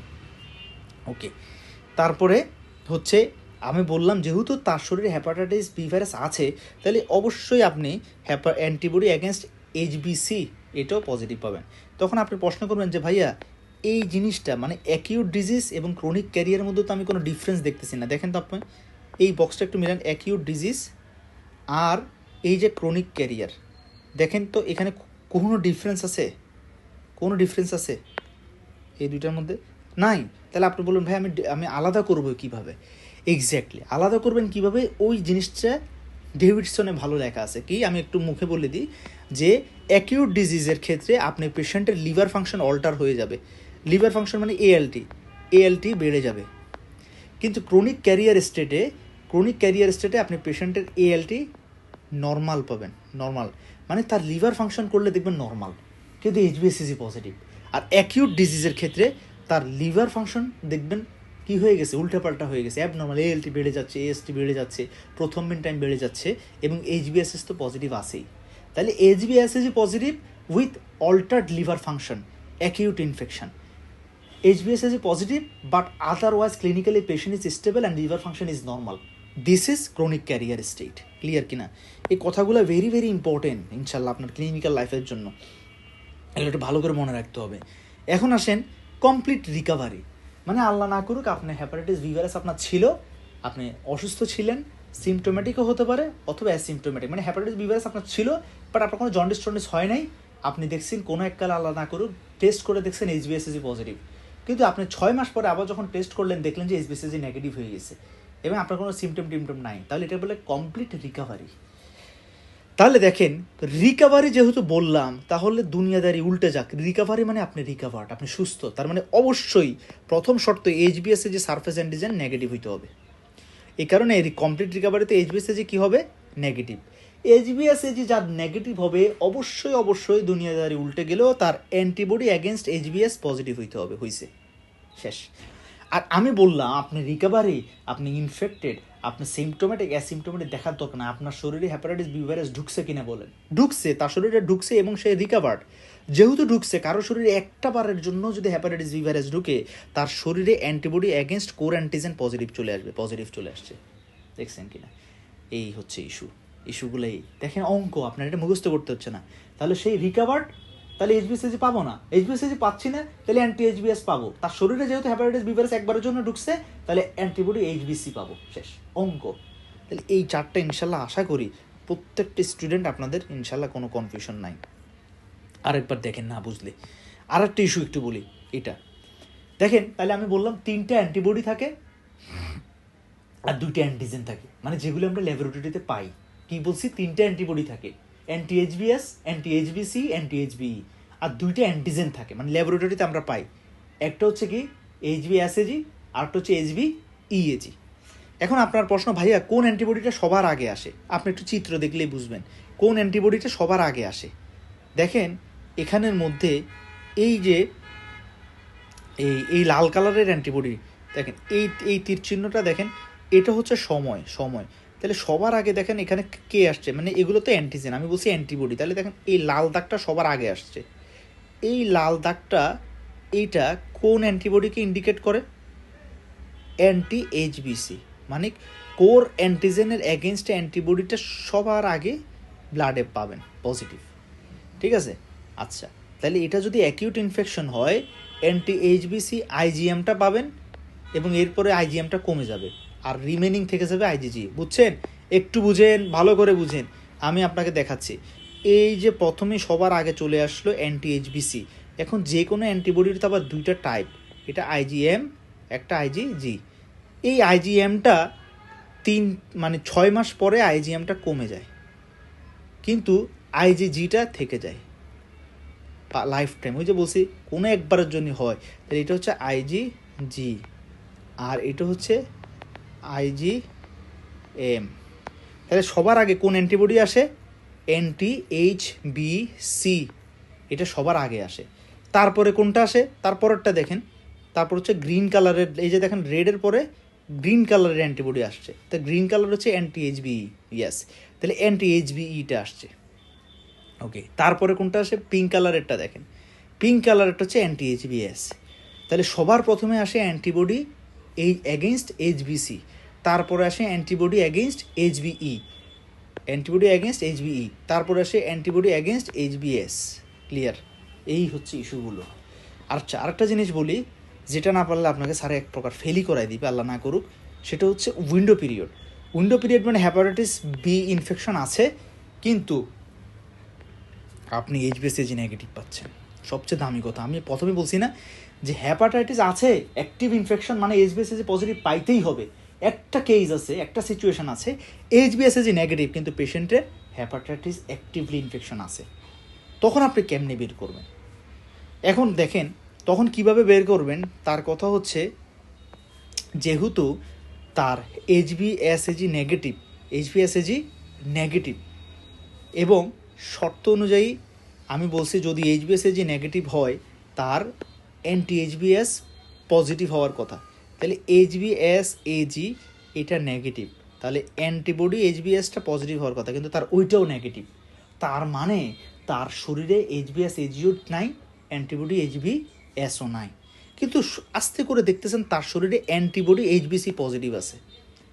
তাহলে আমার কথা শুনেন, এইচবিএসএজি পজিটিভ নাই মানে তার অ্যাক্টিভ ইনফেকশন নাই, অ্যান্টি এইচবিএস নাই তার মানে সে কমপ্লিট রিকভারও না, আবার সে মানে আপনার ক্যারিয়ারও মানে না, এরকম বলতে পারতেছি না। তাহলে উইন্ডো পিরিয়ডে মনে রাখেন, উইন্ডো পিরিয়ডে একমাত্র ভাইরাল মার্কার মানে যেটা আমি পাবো সেটা হচ্ছে অ্যান্টিবডি অ্যাগেনস্ট এইচবিসি, মানে কোর অ্যান্টিজেনের অ্যাগেনস্টে এটা পাবো, এবং এটা হচ্ছে আইজিএম, এটা একটু লিখে রাখেন লেঞ্জে, আইজিএম, এটা হচ্ছে আইজিএম পাবেন, আইজিজি না। আইজিজি তো মানে কমপ্লিট রিকভারির ক্রনিক ক্যারিয়ার বলেন, এই যে এখানে ক্রনিক ক্যারিয়ার না, এখানে এটা হচ্ছে আইজিজি পাবেন, আইজিজি। তারপরে কমপ্লিট রিকভারি এখানেও তো পজিটিভ, এটা হচ্ছে আইজিজি। তাহলে উইন্ডো পিরিয়ডে এইচবিসিএবি পজিটিভ পাবেন এবং সেটা হচ্ছে আইজিএম, আর বাকি সব নেগেটিভ পাবেন, আর সব নেগেটিভ। তাহলে আপনাকে বুঝতে হবে এইচবিএসএজি নেগেটিভ মানে আপনার আপনার হ্যাপাটাইটিস বি নাই বলা যাবে না, কারো সিমটম পাচ্ছেন কিন্তু এইচবিএসএজি নেগেটিভ, তাহলে আপনি একটা অ্যান্টি এইচবিসি করে দেখেন আছে কিনা, কারণ উইন্ডো পিরিয়ডে এটাই শুধু পজিটিভ থাকে। এই হচ্ছে ইস্যুগুলো। ক্লিয়ার? আচ্ছা, তাহলে এখান থেকে আর দরকার নেই। আর এইটা নিয়ে আমি আলাদা একটা ইউটিউবে আমার লেকচার দিছি, যারা জানতে চান বেশি করে ডেভিডসনের বিষয়টা মার্কারের, তারা দেখে নিন, আলাদা করে 20 মিনিটের একটা লেকচার আছে ইনশাল্লাহ। আচ্ছা, ঠিক আছে, এই হচ্ছে বিষয়গুলো। ওকে, এখন আসেন, hepatitis B virus is more infectious than HIV and HCV. মানে দেখেন, মানে একটা নিডল স্টিক ইঞ্জুরি হলে হ্যাপাটাইটিস বি ভাইরাস হওয়ার চান্স 30%, সি ভাইরাস হওয়ার চান্স 3%, আর এইচআইভি হওয়ার চান্স মাত্র 0.3%। তাহলে নিডল স্টিক ইঞ্জুরিতে সবচেয়ে বেশি কে ছড়ায়? Hepatitis B virus. ঠিক আছে? আচ্ছা আচ্ছা, তাহলে আমরা বুঝলাম যে সবচেয়ে বেশি মানে infection rate, chance of infection হচ্ছে হ্যাপাটাইটিস বি ভাইরাসের। ক্লিয়ার? ওকে, এখন আসে আমরা প্যাথোজেনেসিস। তাহলে হ্যাপাটাইটিস বি ভাইরাসটা কীভাবে ছড়ায়? আমরা আগে বলছি এটা হ্যামাটোজেনাস রুটে, তারপর হচ্ছে আপনার সেক্সুয়াল রুটে, এবং হচ্ছে এটা হচ্ছে ভার্টিক্যাল ট্রান্সমিশন, মানে ডিউরিং বার্থ ক্যানেল থেকে বাচ্চাতে সেটা ছড়িয়ে যায়। ক্লিয়ার কি না? আচ্ছা, তাহলে এই হচ্ছে ইস্যুগুলো। তাহলে প্রথমে কোনো একটা, মনে করেন আল্লাহ না করুক, কোনো একটা পার্সন ব্লাড দিচ্ছে, এখন যেই পার্সনের ব্লাড দিচ্ছে সেটা ভালোভাবে স্ক্রিনিং হয় নাই, অথবা যেই নিডল দিয়ে দিচ্ছিল সেটা ইনফেক্টেড, ফলে সেখান থেকে মনে করেন এই পেশেন্টের এটা হচ্ছে মানে ভেইনস, এটা হচ্ছে তার ভেইনস। ক্লিয়ার? এখন এই ভেইনসের মধ্যে আমরা দিলাম এই নিডেলটা, এখন এদিক দিয়ে যাচ্ছে ইনফেক্টেড মানে ব্লাডগুলো, তাহলে মনে করুন ওই ব্লাডের মধ্যে একটা হ্যাপাটাইটিস বি ভাইরাস থেকে গেছে। এখন এই হ্যাপাটাইটিস বি ভাইরাসটা ব্লাডে ঢুকে যাওয়ার পরে আলটিমেটলি এই যে হ্যাপাটাইটিস বি ভাইরাসের যে ব্লাডে প্রেজেন্স, এটা হচ্ছে যে রিসিপিয়েন্টস, এটা হচ্ছে ব্লাড রিসিপিয়েন্টস। হ্যাঁ, অথবা হচ্ছে কেউ কোনো একটা পেশেন্ট মনে করেন এই রিসিপিয়েন্টস, উনি হচ্ছে ক্রনিক হেমোডায়ালাইসিস করছে, অথবা হচ্ছে সে থ্যালাসেমিয়ার পেশেন্ট, সে রিপিটেড ব্লাড ট্রান্সফিউশন করছে। থ্যালাসেমিয়ার পেশেন্ট বাচ্চাটা মানে মাসে 2 বার 3 বার মানে তাকে ব্লাড আরও বেশিও নিতে হতে পারে, এরকম ব্লাড নিচ্ছে। ঠিক আছে? তো এখন এই সময় তার শরীরে যে এই যে হ্যাপাটাইটিস বি ভাইরাসের যে প্রেজেন্স ব্লাডে এটাকে কি বলে, ভাইরিমিয়া বলে। আচ্ছা, পরে এই ব্লাডটা এই যে ভেনাস ড্রেনেজ, এই ভেনাস ড্রেনেজটা কোথায় যাবে, রাইট হার্টে। সেখান থেকে সে কোথায় যাবে, লেফট হার্টে। লেফট হার্ট থেকে সে কোথায় যাবে, হেপাটিক ভেইনে, ওই যে আপনার অ্যাওর্টা হয়ে, অ্যাবডোমিনাল অ্যাওর্টা থেকে সিলিয়াক ট্রাঙ্ক হয়ে আলটিমেটলি তারা কোথায় যাবে, হেপাটিক আর্টারিতে। এই হেপাটিক আর্টারি কোথায় ঢুকবে, সে ঢুকবে লিভারে। এই যে লিভারের মধ্যে হ্যাপাটাইটিস বি ভাইরাসটা ঢুকে গেল, এবার তারা এই যে হ্যাপাটোসাইটকে অ্যাটাক করবে এবং এখান থেকে অনেকগুলো প্রলিফারেশন হয়ে, এগুলো তো কি ভাইরাস, মানে এখান থেকে আবার বের হবে হ্যাপাটাইটিস বি ভাইরাসগুলো, বের হয়ে আরও আশেপাশে হেলদি মানে আপনার এই হ্যাপাটোসাইটগুলোকে অ্যাটাক করবে। পরে এই ইনফেক্টেড হ্যাপাটোসাইটগুলোর এগেনস্টে সাইটোটক্সিক টি সেল অ্যাক্টিভেটেড হবে। সাইটোটক্সিক টি সেল এসে এই হ্যাপাটোসাইটগুলো, ভাইরাস ইনফেক্টেড হ্যাপাটোসাইটগুলোকে পারাফোরিন এনজাইম রিলিজ করে তাদেরকে কি করবে, ইমিউন অ্যাটাক মেডিয়েটেড ড্যামেজ করবে। ড্যামেজ করলে ইনফ্লামেশন হবে। ইনফ্লামেশন মানেই কোথায় ইনফ্লামেশন হচ্ছে, লিভারে, তাহলে হ্যাপাটাইটিস। তারপরে এই যে ক্রনিক একটা ইনফ্লামেশন, এই ভাইরাসটা মোর দ্যান 6 মান্থস যাবত যদি কারো শরীরে এরকম অ্যাটাক করছে, মানে থেকে যায়, তখন সেটা হবে ক্রনিক হ্যাপাটাইটিস। আর যে কোনো ক্রনিক ইনফ্লামেশন কি করে, যে কোনো ক্রনিক ইনফ্লামেশন হচ্ছে ফাইব্রোসিস করে। যে কোনো ক্রনিক ইনফ্লামেশনের রেজাল্ট হচ্ছে ফাইব্রোসিস, স্কার হয়ে যায়। ওই স্কার বা ফাইব্রোসিসটা যদি লিভারে হয়, তখন সেটাকে কি বলবেন, লিভার সিরোসিস। আর যে কোনো chronic inflammation is the fertile soil for cellular change, that means metaplasia, dysplasia, ফলে সেখান থেকে হবে কি, হেপাটোসেলুলার কার্সিনোমা। ক্লিয়ার কিনা? তো এই হচ্ছে আমাদের কনসিকুয়েন্সটা। তাহলে ক্রনিক হ্যাপাটাইটিস, সেখান থেকে লিভার সিরোসিস, সেখান থেকে এইচসিসি। ওকে, এখন আমরা পড়বো যে রিস্ক ফ্যাক্টর, কারা কারা হ্যাপাটাইটিস বি ভাইরাস দিয়ে আক্রমণ হওয়ার সম্ভাবনা বেশি।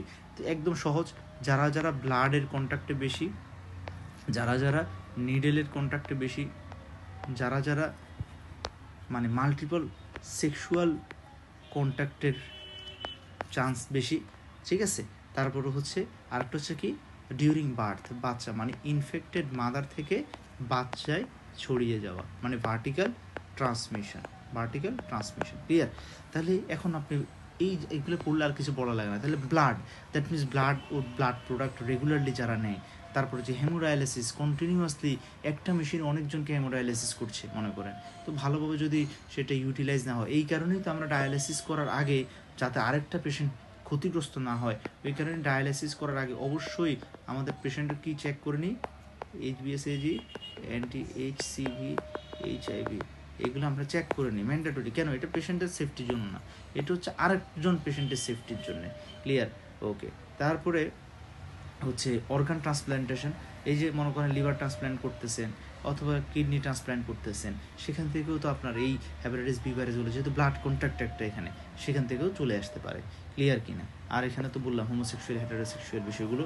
আইভি প্যারেন্টাল ড্রাগ অ্যাবিউজার, একটা সিরিঞ্জ দিয়ে যারা ড্রাগ অ্যাবিউজ করে, এক সিরিঞ্জ দিয়ে 3-4 জন নিচ্ছে যেটা ড্রাগ, হ্যাঁ এটা। অথবা আপনি ওয়ার্ডেও, বিশেষ করে এই বিষয়গুলো কোথায় হয় জানেন, খুবই দুঃখজনক হলেও সত্য, এই যে ক্যাজুয়ালিটি ওয়ার্ডে, মানে বিষয়গুলো হচ্ছে ওই যে আপনি লিডোকেইন দিয়ে দেখেন, আপনার কি করি আমরা একটা সিরিঞ্জ নিলাম, ওই সিরিঞ্জ দিয়ে একটা লিডোকেইন নিলাম, অল্প একটু নিলাম, নিয়ে একটা পেশেন্টকে দিলাম, ঠিক আছে। তারপরে 2 সিসি দেওয়ার পরে মনে হচ্ছে না আর একটু লাগবে, আবার ওই সিরিঞ্জটা দিয়ে ওই লিডোকেইনের বোতল থেকে আবার নিলাম, বুঝিয়েন। তাহলে আপনার নিডেল থেকে কিছু ব্লাড নিশ্চয়ই ওই লিডোকেইনের মধ্যে ছড়াই গেছে। এখন লিডোকেইন যে লোকাল অ্যানাস্থেটিস, এটা তো কোনো স্টেরিলাইজার বা ডিসইনফেক্টেড না যে ওখানে ভাইরাসগুলো পড়ার সাথে সাথে মরে যাবে। আচ্ছা, এরপর আবার কি করি, দেখেন কিছু কিছু জায়গায় টাকা বাঁচানো যাবে না, কিছু কিছু জায়গায় আপনাকে অনেক নির্দয় হইতে হবে। এরপর আমরা কি করি, আরেকটা পেশেন্ট যখন আসে, ওই একই লিডোকেইনের বোতল থেকে আমরা তাকে আবার লোকাল অ্যানাস্থেসিয়া দিই। তো ওই যে একটা সবটা ছড়াই দিচ্ছেন না বিষয়টা, তো এটা করা যাবে না, এটা কোনোভাবে করা যাবে না। এই বিষয়গুলো খুব কষ্টের। মানে গরিব পেশেন্ট হোক, আপনি গরিব পেশেন্টের 200 টাকা বাঁচাতে গিয়ে তার যদি আল্লাহ না করুক একবার হ্যাপাটাইটিস বি ভাইরাস দিয়ে ইনফেকশন হয়, তো লাইফ নিয়ে টানাটানি, সে তখন এটা নিতে পারবে। আর হেলদি পেশেন্টের ক্ষেত্রে যদি আপনি আল্লাহ না করুক অবহেলার কারণে মানে আরেকটা লিডোকেইন ভাঙবেন, নেবেন, আনতে দিবেন, নাই আরে দেন, তাড়াহুড়া করে দিয়ে দিছেন, এই বিষয়গুলো খুবই সেন্সিটিভ। জাস্ট ওই জায়গায় আমাকে চিন্তা করি যে আমার ড্রেসিং করতেছে এবং আমার এই ড্রেসিং থেকে আরেকটা পেশেন্টের লিডোকেইন দিয়ে আমরা এগুলো অহরহ এই জিনিসগুলো হয় ইউটিতে। তো এই বিষয়গুলো একটু খেয়াল রাখা এগুলো খুব জরুরি।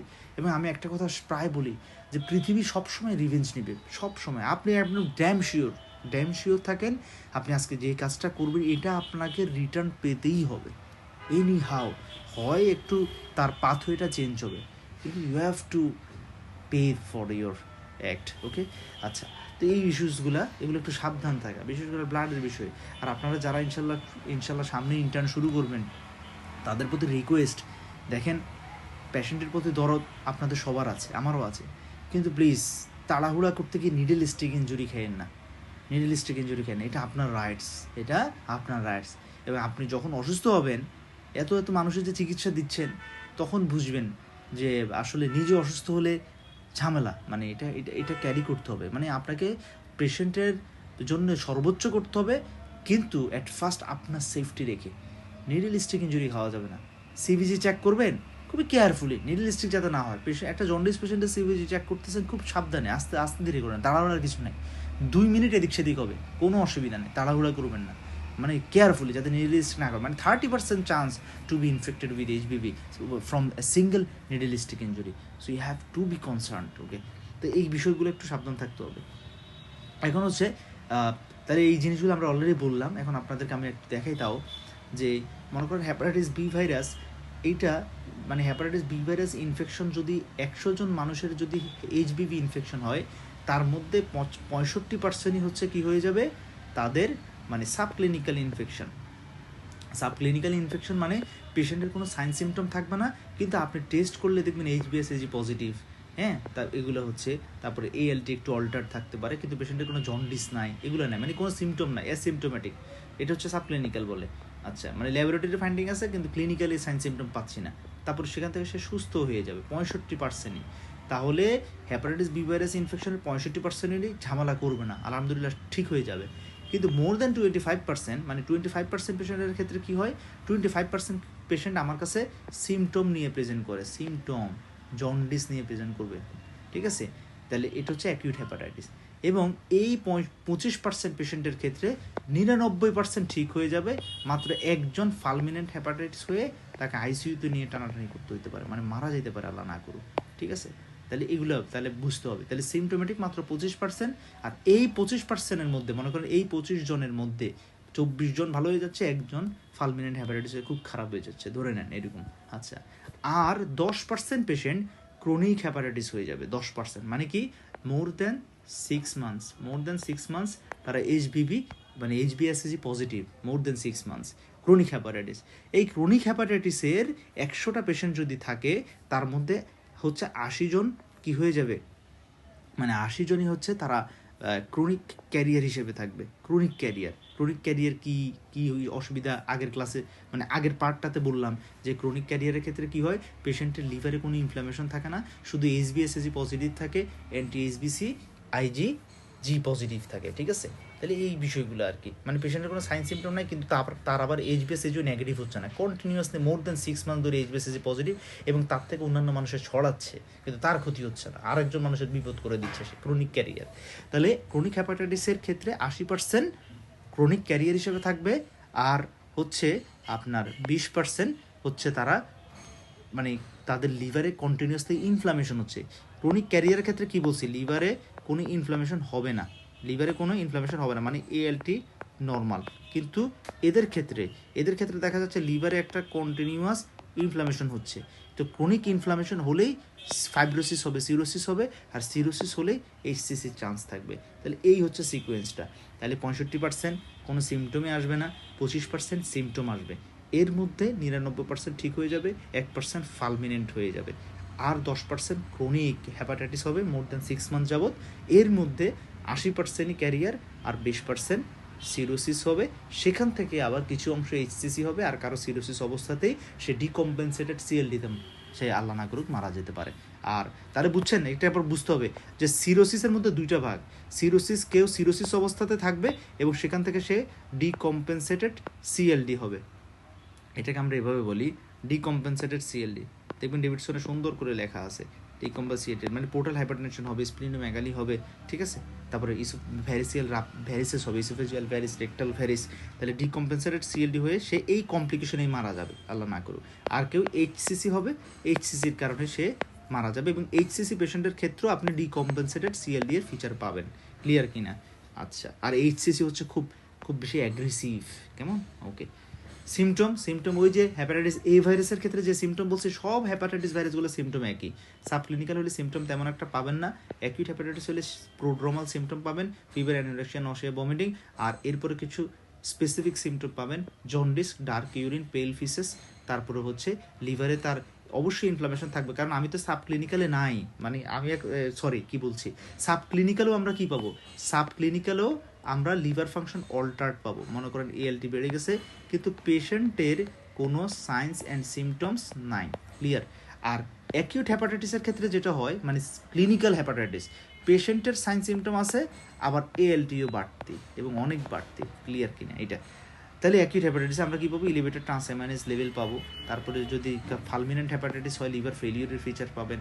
তারপর হচ্ছে যারা ক্রনিক ক্যারিয়ার হয় তাদের ক্ষেত্রে তো আপনি বুঝছেন, ক্রনিক ক্যারিয়ারে কোনো সাইন সিমটম থাকবে না, আপনি ওই যে টেস্ট করলে এইচবিসি পজিটিভ, অ্যান্টি এইচবিসি আইজিজি পজিটিভ পাবেন। তারপর হচ্ছে কারো ক্ষেত্রে সেখান থেকে সিরোসিস হতে পারে, সিরোসিসের ডিকোবো যে আমরা বলি না সিএলডির স্টিগমাটা, হ্যাঁ সিএলডির স্টিগমাটা পাবেন। হ্যাঁ, আর এইচসিসি হলে তো আপনি দেখবেন পেশেন্টের ওয়েট লস হয়ে যাচ্ছে, পেশেন্ট অ্যাগ্রেসিভলি খারাপ হয়ে যাচ্ছে, পেশেন্টের আলফা ফিটোপ্রোটিন পজিটিভ পাচ্ছেন। এগুলো যে কোনো সিরোসিস পেশেন্টের অবশ্যই আলফা ফিটোপ্রোটিন মনিটরিংয়ে রাখতে হয়, যে এটা আপনার কি হচ্ছে, মানে ম্যালিগনেন্সির দিকে যাচ্ছে কি না, ক্লিয়ার? ওকে, তাহলে এই হচ্ছে আমাদের ইস্যুসগুলো, কেমন? ওকে, এখন আসেন আমরা আরেকটা জিনিস একটু আমরা জানি, যে prevention hepatitis B virus co infection with HIV. এই ইস্যুটা খুবই খুবই খুবই গুরুত্বপূর্ণ।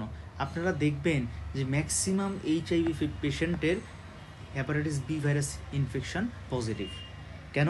কারণ এইচআইভি ভাইরাস যার হয় তার CD4 সেল কাউন্ট কমে যায়। CD4 সেল কাউন্ট যদি কমে যায় তাহলে ওই পেশেন্টের সেল মিডিয়েটেড ইমিউনিটি কম। এই সেল মিডিয়েটেড ইমিউনিটি কমে গেলে সমস্যা কোথায় হবে, এই যে CD4 টি সেল যদি কমে যায়, এটাই তো হেল্পার টি সেল। আর helper T cell interleukin 2 growth factor release করে সাইটোটক্সিক টি সেলের প্রলিফারেশন করে। ফলে যেই পেশেন্টের CD4 সেল কাউন্ট কমবে, সেই পেশেন্টের CD8 টি সেলের ইফেক্টিভনেস, প্রলিফারেশন, সংখ্যা, কাউন্ট সেগুলো কমে যাবে। হ্যাঁ, এটা এইচআইভিতে পড়াইছিলাম যে CD4 সেল কাউন্ট যাদের কমে, আলটিমেটলি পরে তাদের CD8 সেল কাউন্টও কমে যায়। তার কারণ কি ভাইয়া? তার কারণ হচ্ছে যে আপনার CD4 সেল সে ইন্টারলিউকিন 2 গ্রোথ ফ্যাক্টর রিলিজ করে কার উপরে, CD8 টি সেলের উপরে। এবং এই ইন্টারলিউকিন 2 পেয়ে আপনার এই CD8 টি সেলটা কী করে, ক্লোনাল প্রলিফারেশন করে। এবং এই CD8 টি সেলগুলোই তো আমার কী করে, ইনফেক্টেড হ্যাপাটোসাইটকে কী করে, আপনার পারফোরিন গ্র্যানজাম রিলিজ করে। তাহলে মনে করেন কোনো কারণে এই হ্যাপাটোসাইটের মধ্যে ভাইরাস আছে, এখন আমার এই CD8 টি সেলগুলো এসে তাকে যদি মেরে ফেলতে পারে, ভাইরাসটা এখানে আর প্রলিফারেশন করার সুযোগও পাবে না, ফলে সে এখান থেকে বের হয়ে নিউ হ্যাপাটোসাইটকেও আর আক্রমণ করার সুযোগ পাবে না। তাহলে আমার এই যে সেল মিডিয়েটেড যে ইমিউনিটি, এটা যখন যদি আর্লি স্টেটে সেল মিডিয়েটেড ইমিউনিটিটা ভালো করে কাজ করতে পারে, যে কোনো কারণে মনে করেন আল্লাহ না করে কোনো কারণে আপনার একটা হ্যাপাটোসাইটে মানে কয়েকটা মনে করেন না 10-20টা হ্যাপাটাইটিস বি ভাইরাস ঢুকলো, এবং তারা এখান থেকে প্রলিফারেশন করে বের হয়ে যাওয়ার আগেই আপনার মানে CD8 টি সেল, মানে সাইটোটক্সিক টি সেল পারফোরিন গ্র্যানজাইম রিলিজ করে তাকে ড্যামেজ করে ফেলছে। ফলে কী হবে দেখেন তো, তারা ভাইরাস যে হ্যাপাটোসাইটের ভিতরে গ্রো করবে, সে তাদেরকে ওই সুযোগটা দিচ্ছে না আপনার সাইটোটক্সিক টি সেল বা CD8 টি সেল। ফলে এই ভাইরাসগুলো আপনার বের হয়ে একটা হ্যাপাটোসাইট থেকে বের হয়ে আর একটা ভালো হ্যাপাটোসাইটকে আক্রমণ করার আর সুযোগ পাচ্ছে না। তাহলে আমার এই অবস্থা কি হবে, আপনার ওই পেশেন্টটা কি হয়ে যাবে, কমপ্লিট রিকাভারি। এই জিনিসগুলোই তো হয়, কমপ্লিট রিকাভারি হয়ে যাবে, কারণ তার শরীরে আর কোনো হ্যাপাটাইটিস বি ভাইরাস নাই। ফলে কি হবে, HBs AG নেগেটিভ চলে আসবে, কিন্তু অ্যান্টিবডি তো ঠিকই তৈরি হয়ে গেছে, কারণ যখন হ্যাপাটাইটিস বি ভাইরাসের প্রেজেন্স ছিল তখন অ্যান্টিবডি তৈরি হয়ে গেছে, anti HBs positive, clear? Okay. কিন্তু যদি আপনার immune system, cell mediated immunity ওই ভাইরাল ইনফেক্টেড হ্যাপাটোসাইটগুলোকে মারতেও পারছে না, এবং ভাইরাস অ্যাগ্রেসিভলি রেপ্লিকেশন করে আশেপাশের আরও ভালো ভালো অসংখ্য হ্যাপাটোসাইটকে ইনফেক্টেড করে দিচ্ছে, আর এদিক দিয়ে একদিকে ভাইরাস রেপ্লিকেশন করছে, আরও ভালো হ্যাপাটোসাইটকে ইনফেক্ট করছে, রেপ্লিকেশন করছে, ভালো ভালো হ্যাপাটোসাইটে আবার ঢুকতেছে নতুনগুলোতে, আবার এদিকে CD8 টি সেল এসে পুরোপুরি যতটুকু পরিমাণে মারা দরকার অ্যাগ্রেসিভলি ওই পরিমাণে কিল করতে পারতেছে না, কিন্তু আবার অল্প অল্প মানে সেল মেডিয়েটার ড্যামেজ করে ক্রনিক ইনফ্লামেশন করতেছে, মানে বুঝছেন? সো মানে হচ্ছে একটা পেশেন্টের ব্যথা, আপনি তাকে প্যারাসিটামল দিতে হবে কত করে, মানে 1 গ্রাম করে টিডিএস অথবা কিউডিএস দিতে হবে যদি কন্ট্রাইন্ডিকেশন না থাকে, মানে হেপাটোসেলুলার মানে ফাংশন কম থাকে, এরকম যদি কোনো কন্ট্রাইন্ডিকেশন না থাকে। এখন আপনার পাশে একটা লোক সিভিয়ার ব্যথা, আপনি তাকে নাপা দিচ্ছে নাপা 500, 1+1+1, কোনো লাভ নাই, তো কোনো লাভ নাই। মানে হচ্ছে যেটা বলতে চাচ্ছি যে আপনাকে যখন কোনো একটা কাজ করতে হবে সেটা যতটুকু ইফোর্ট দিয়ে করা উচিত, আপনার পরীক্ষা সামনে, আপনি পড়তে হবে 10 থেকে 12 ঘন্টা করে, আপনি যদি 2 ঘন্টা করে পড়েন তখন তো কাজ হবে না। তাইলে সেল মিডিয়েটেড ইমিউনিটি একদম প্রথমে ইনফ্লামেশন হলে হোক, আমার পেশেন্টের জন্ডিস হবে সমস্যা নেই, অ্যাকিউট হ্যাপাটাইটিস হোক না, কিন্তু পেশেন্ট পরে আর ক্রনিক হ্যাপাটাইটিসে যাবে না। কিন্তু যদি এটা কম্প্রোমাইজ থাকে তখন এই অসুবিধাটা হয়, ঠিক আছে? তাহলে এই হ্যাপাটাইটিস যারা এইচআইভি ইনফেক্টেড তাদের সেল মিডিয়েটেড ইমিউনিটি কমে যাওয়ার কারণে তাদের দেখা যায় প্রায় 10% এইচআইভি ইনফেক্টেড পেশেন্টের কী থাকে, হ্যাপাটাইটিস বি ভাইরাস ইনফেকশন থাকে। আর হ্যাপাটাইটিস বি ভাইরাস ইনফেকশন যার আছে তার hepatitis D virus co infection or super infection থাকার সম্ভাবনা থাকে। ক্লিয়ার, বুঝে নেবেন। বি ভাইরাস থাকলে সেখানে কি থাকে, ডি ভাইরাস থাকে, কারণ ডি ভাইরাসটা ডিফেক্টিভ ভাইরাস। প্রিভেনশন কি? প্রিভেনশনগুলো একদম সিম্পল। এখানে হচ্ছে আমাদের হ্যাপাটাইটিস বি ভাইরাসের ভ্যাকসিন আছে, ভ্যাকসিনগুলো দিতে হবে, বুস্টার ডোজ দিতে হবে, এবং ভ্যাকসিন দিয়ে আপনি এরকম মানে বসে থাকতে পারবেন না। আপনাকে যদি হ্যাপাটাইটিস বি ভাইরাসের আপনি যদি ভ্যাকসিন দেন, দেওয়ার পরে আপনাকে মানে অ্যান্টি এইচবিএস টাইটারটা দেখতে হবে যে আপনার শরীরে মানে পর্যাপ্ত পরিমাণ অ্যান্টি এইচবিএস আছে কি না। যদি না থাকে আপনাকে আবার বুস্টার দিতে হবে। হ্যাঁ, এটা একটা টাইটার আছে, ওই টাইটারের ভিত্তিতে আপনাকে করতে হবে। আর যেই কথাগুলো বললাম যে বিশেষ করে যে যদি আল্লাহ না করে নিডল স্ট্রিক ইনজুরি হয়, মানে কেউ যদি নিডল স্ট্রিক ইনজুরি হয়েই যায়, তাহলে আপনাকে কি করতে হবে, আর্জেন্ট হেপাটাইটিস বি ইমিউনোগ্লোবিলিন দিতে হবে। মানে হচ্ছে অ্যান্টি এইচপিএস অ্যান্টিবডি দিতে হবে, আইজিজি, ঠিক আছে? এটা দিয়ে ফেলতে হবে after an accidental needle stick injury. এটা অনেক দাম, এটা অনেক দাম, প্রায় 5,000 টাকা প্লাস একটা ইঞ্জেকশন এই ইমিউনোগ্লোবিলিনটা। ক্লিয়ার কিনা? এটা হচ্ছে অ্যাক্টিভ ইনফেকশন। কারণ কি, হ্যাপাটাইটিস বি ভাইরাস ঢুকে গেছে আপনার শরীরে, এখন ওইটা ঢুকে আপনার শরীর অ্যান্টিবডি তৈরি করতে তো মিনিমাম মানে 3 থেকে 5 দিন সময় লাগবে। তো আমি যদি ডিরেক্ট অ্যান্টিবডি দিয়ে দিই, যেই মাত্র ভাইরাস আপনার ব্লাডে ঢুকলো, মানে ভাইরেমিয়া হলো, সাথে সাথে আমি কি করলাম, এখানে আইজিজি দিয়ে দিলাম, তারা ওই অ্যান্টিবডিটা গিয়ে ভাইরাসকে মানে অ্যাগ্লুটিনেশন করে নিউট্রালাইজ করে ফেলবে। ফলে এই হ্যাপাটাইটিস ভাইরাসগুলো ব্লাড থেকে বের হয়ে আর হ্যাপাটোসাইটে যাওয়ার সুযোগ পাবে না। এইটা ঠিক আছে? তাহলে এই হচ্ছে ইস্যুসগুলো। এখানে আমি সুন্দর করে আপনাদেরকে হ্যাপাটাইটিস বি ভাইরাসের ভ্যাকসিনটা দেখাচ্ছি, এবং এটা বলতে হবে আমাকে, কারণ এটা না যদি আপনি না পারেন, এটা না পারলে স্যাররা খুব মাইন্ড করবে। কারণ আপনার থেকে আপনার আত্মীয় স্বজন সবাই হ্যাপাটাইটিস ভ্যাকসিন নিয়ে জানতে চাইবে, অথবা আল্লাহ না করে আপনার নিজেই ফেস করতে পারেন যে আপনি এখনও ভ্যাকসিন দেন নাই। এবং আমার একটা হাম্বল রিকোয়েস্ট থাকবে, ইন্টার্ন শুরু করার আগে ম্যান্ডেটরি সবাই হ্যাপাটাইটিস বি ভাইরাস ভ্যাকসিন দিবেন please. Everyone should take the hepatitis B vaccination. Clear? এটা ম্যান্ডেটরি ইন্টার্ন নিতে, নাহলে আপনি নির্দিষ্ট পিক খাবেন, আপনি কোনো সন্দেহ নাই, ক্যানুলা করতে গেছেন খাইছেন, সিবিজি করতে গেছেন খাইছেন, এটা আপনার একটা রাইটস, হ্যাপাটাইটিস বি ভ্যাকসিন দেওয়া। তাহলে এটা কয়টা ভ্যাকসিন আমরা দিই? আমরা হচ্ছে সাধারণত আমরা একটা আপনার 3 ডোজের ভ্যাকসিন দিই। ইউজুয়ালি আমরা যেটা দিই সবাইকে 3 ডোজের একটা ভ্যাকসিন দিই, হ্যাঁ, 3 ডোজের। তো এটা কিভাবে করি? এটা হচ্ছে যে আপনি প্রথম মনে করেন আজকে আপনি দেওয়ার আগে তো এইচবিএসএজি চেক করি, যদি নেগেটিভ হয় আমরা দিব, এবং মনে করেন ফার্স্ট ডোজ আজকে আপনি দিলেন, হ্যাঁ, আজকে হচ্ছে কয় তারিখ, আজকে 8 তারিখ, আজকে 8 তারিখ ফার্স্ট ডোজ দিলেন, আজকে দেওয়ার 1 মাস পরে সেকেন্ড ডোজ দিবেন, এবং সেকেন্ড ডোজ মনে করেন আজকে দেওয়ার 1 মাস পরে কি দিলেন, সেকেন্ড ডোজ দিলেন।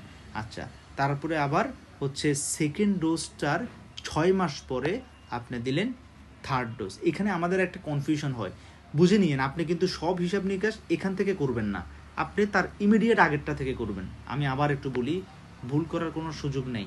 মনে করেন আজকে আপনি দিলেন ফার্স্ট ডোজ, তাহলে আজকে হচ্ছে কয় তারিখ, 8 নভেম্বর, কেমন?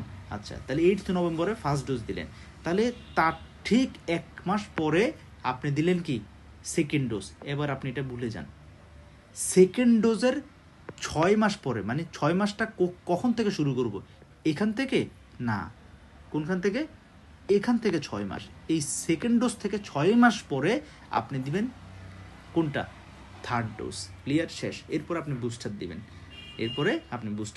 চেক করে করে। আচ্ছা, এবং বাচ্চাদের ক্ষেত্রে আমরা হ্যাপাটাইটিস বি ভাইরাসটা, এটা আমাদের আলহামদুলিল্লাহ একটা সুখবর। বাচ্চাদের মানে আমাদের যে ইপিআই শিডিউল আছে, ইপিআই শিডিউলে কিন্তু পেন্টাভ্যালেন্ট যে ভ্যাকসিনটা দেয় সেখানে কিন্তু হ্যাপাটাইটিস বি ভ্যাকসিন দেওয়া হয়। কিন্তু বুঝতে হবে হ্যাপাটাইটিস বি বাচ্চাকে দিছেন ওই ছোটোবেলাতে দিছি না, ওই যে বলছি আপনাকে অবশ্যই NT-HBs টাইটার চেক করতে হবে, কারণ এটা সবার পর্যাপ্ত পরিমাণ টাইটার হয় না ভ্যাকসিন দিয়ে, তখন আপনাকে বুস্টার দিতে হবে। আচ্ছা, তাহলে বাচ্চাদের ক্ষেত্রে আমরা আপনাকে জিজ্ঞেস করবে যে স্যারে যে ইপিআইতে তুমি হ্যাপাটাইটিস বি ভ্যাকসিন দাও কিনা, জি স্যার আমি অবশ্যই দিই। কিসের হিসেবে, যে স্যার পেন্টাভ্যালেন্টে থাকে। পেন্টাভ্যালেন্টে আর কী কী ভ্যাকসিন থাকে, diphtheria, pertussis, tetanus, hepatitis B, influenza, তারপর হচ্ছে হিমোফাইলাস। আচ্ছা, এটা তুমি কয়টা ডোজ দাও, যে স্যার আমি 3টা ডোজ দিই। দেখেন এটা হলো 3টা ডোজ, একটা হচ্ছে একটা হচ্ছে কত, আমরা 4th উইকে দেয়, মানে সরি 6 উইক থেকে আমরা শুরু করি, 6 উইক, 10 উইক, তারপর হচ্ছে 14 উইক, মানে 6, 10, 14 পেন্টাভ্যালেন্টের যে মানে নিয়মটা আর কি, ঠিক আছে। পেন্টাভ্যালেন্টটা আমরা মানে প্রথমে বাচ্চার বয়স 6 সপ্তাহ দিব, তারপরে বাচ্চার বয়স 10 সপ্তাহ বয়সে দিব, তারপরে 14 সপ্তাহ বয়সে 3টা ডোজ দিব, IM দিব, ক্লিয়ার, এটা একটু পারতে হবে। আচ্ছা, এবার আসেন hepatitis C virus. Hepatitis C virus কেমন? আচ্ছা আচ্ছা, হ্যাপাটাইটিস সি ভাইরাস বলার আগে আমি একটু হ্যাপাটাইটিস ডি ভাইরাসটা বলে নিই, কারণ হ্যাপাটাইটিস বি ভাইরাসের খুব ক্লোজ ফ্রেন্ড হচ্ছে হ্যাপাটাইটিস ডি ভাইরাস। যার হ্যাপাটাইটিস বি ভাইরাস ইনফেকশন আছে তার হ্যাপাটাইটিস ডি ভাইরাস ইনফেকশন হওয়ার চান্স বেশি। আবার যার HIV ইনফেকশন আছে তাদের 10%-এরই হ্যাপাটাইটিস বি ভাইরাস ইনফেকশন থাকে, ক্লিয়ার। এইটা একটা খুব ভালো সিকোয়েন্স। HIV ইনফেকশনের HBV হয়, HBV ইনফেকশন থাকলে HDV ইনফেকশন হয়, ক্লিয়ার কিনা? তাহলে এটা আপনি একটু পড়েন যে এটা একটা ডেল্টা ভাইরাস, এটা একটা এনভেলাপ ভাইরাস, এটা single strand RNA, negative polarity. ওই যে আমার আগে কথাগুলো কোন কী জানতে হবে, এটা একটা ডিফেক্টিভ ভাইরাস। কেন ডিফেক্টিভ? যে স্যার ওর HBs এই যে সারফেস অ্যান্টিজেন থাকে না, ফলে ওর ইনফেকশন করার জন্যে ও হ্যাপাটাইটিস বি ভাইরাসের তৈরি করা HBs এই যে সারফেস অ্যান্টিজেন সে নিজে ইউজ করে সে হর্স সেলের হ্যাপাটোসাইটকে ইনফেকশন করে। মানে স্যার ও হ্যাপাটাইটিস বি ভাইরাসের হেল্প ছাড়া তার কোনো ইনফেক্টিভিটি থাকে না, প্যাথোজেনিসিটি থাকে না, ভিরুলেন্সি থাকে না, এই কারণে স্যার এটা হচ্ছে ডিফেক্টিভ ভাইরাস। আচ্ছা, তাহলে এই কথাগুলো এখানে বলা আছে, ক্লিয়ার? ওকে, এখন আসেন ট্রান্সমিশন কীভাবে হয়, একদম same as HBV। Hepatitis B virus যেভাবে ট্রান্সমিশন হয় সেটাও প্যাথোজেনেসিস সেম এস HBV। তারপর হচ্ছে ল্যাব ডায়াগনোসিস কী করবো, হ্যাঁ ল্যাব ডায়াগনোসিস হচ্ছে সবচেয়ে ক্রিটিক্যাল হচ্ছে হ্যাপাটাইটিস বি ভাইরাসের, ওইখানে ওই যে 2টা অ্যান্টিজেন 3টা অ্যান্টিবডি, বাকিগুলোর ক্ষেত্রে এত কমপ্লেক্স না। তাহলে হ্যাপাটাইটিস ডি ভাইরাসের ক্ষেত্রে কী করবো, সিম্পল, মানে হ্যাপাটাইটিস ডি ভাইরাসের ডেল্টা অ্যান্টিজেন আছে কিনা দেখবো ব্লাডে, ওই যে ওখানে আমাদের হ্যাপাটাইটিস বি ভাইরাসের ক্ষেত্রে আপনি যেমন HBs চেক করেন ব্লাডে আছে কিনা, এর ক্ষেত্রে হচ্ছে হ্যাপাটাইটিস ডি ভাইরাস, এই hepatitis D virus antigen, hepatitis D virus antigen, এটা হচ্ছে স্পেসিফিক, অথবা এটাকে আপনি ডেল্টা অ্যান্টিজেন বলতে পারেন, ডেল্টা অ্যান্টিজেন, ক্লিয়ার। আর আরেকটা কী করতে পারি আমরা, ডেল্টা অ্যান্টিজেনের এগেনস্টে অ্যান্টিবডি চেক করি, মানে অ্যান্টিবডি এটা হচ্ছে অ্যান্টিবডি এগেনস্ট ডেল্টা অ্যান্টিজেন, ঠিক আছে। এই তাহলে হয় ডিরেক্ট অ্যান্টিজেন, ডেল্টা অ্যান্টিজেন আছে কিনা, সিম্পলি চিন্তা করেন ডেল্টা ভাইরাস, এটা তো হচ্ছে হ্যাপাটাইটিস ডি ভাইরাস, মানে কি হ্যাপাটাইটিস ডি ভাইরাস হচ্ছে একটা ডেল্টা ভাইরাস, হ্যাঁ। তাহলে আমরা ডেল্টা অ্যান্টিজেন চেক করব ব্লাডে, অথবা আমরা ডেল্টা অ্যান্টিজেনের এগেনস্টে অ্যান্টিবডি IgM আছে কিনা, কি IgM নট IgG। আচ্ছা, okay, prevention same as hepatitis B virus, একদম সেম, কিন্তু দুঃখের বিষয় হ্যাপাটাইটিস বি এর ভ্যাকসিন থাকলে ওর কোনো ভ্যাকসিন নাই। আচ্ছা, ঠিক আছে, ওকে। দেন এখানে আসে একটা কথা, যে hepatitis B virus is the helper of hepatitis D virus, উল্টাটা না কিন্তু, মানে hepatitis D virus is the helper of hepatitis B virus, এটা ভুল। Hepatitis B virus is the helper of hepatitis D virus, clear? Okay, treatment করবো কি, no specific treatment, আমরা just কি করব, আলফা ইন্টারফেরনের একটা রোল আছে, বাট অ্যাকচুয়ালি এখানে কোনো স্পেসিফিক ট্রিটমেন্ট, আপনি ওই হ্যাপাটাইটিস বি ভাইরাসের ক্ষেত্রে আপনি যে ট্রিটমেন্টটা দেন, হ্যাপাটাইটিস বিকে আপনি নির্মূল করতে পারলে অটোমেটিক্যালি HBs যে থাকবে না ব্লাডে, মানে আপনার সেলে, তখন হ্যাপাটাইটিস ডি ভাইরাস আর নিউ হ্যাপাটোসাইটকে ইনফেক্ট করতে পারবে না, তখন সেও অটোমেটিক্যালি ভ্যানিশ হয়ে যাবে। ক্লিয়ার? তাহলে আমরা ট্রিট করি এইচবিভিকে।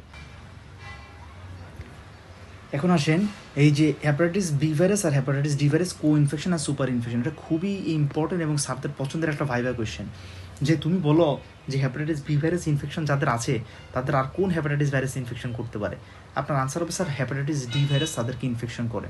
তখন স্যারে বলবে যে তুমি কো ইনফেকশন আর সুপার ইনফেকশন বলতে কী বুঝো? তখন আপনি কথাটা এইভাবে বলবেন, একটু চিন্তা করুন, আমি একটা আপনাকে চিত্র দিয়ে বুঝাই। দেখেন একটা পেশেন্ট, সে হেলদি ছিল, সে হেলদি সুস্থ, ঠিক আছে, এবং তার আগে কখনো হ্যাপাটাইটিসের কোনো হিস্ট্রি নাই।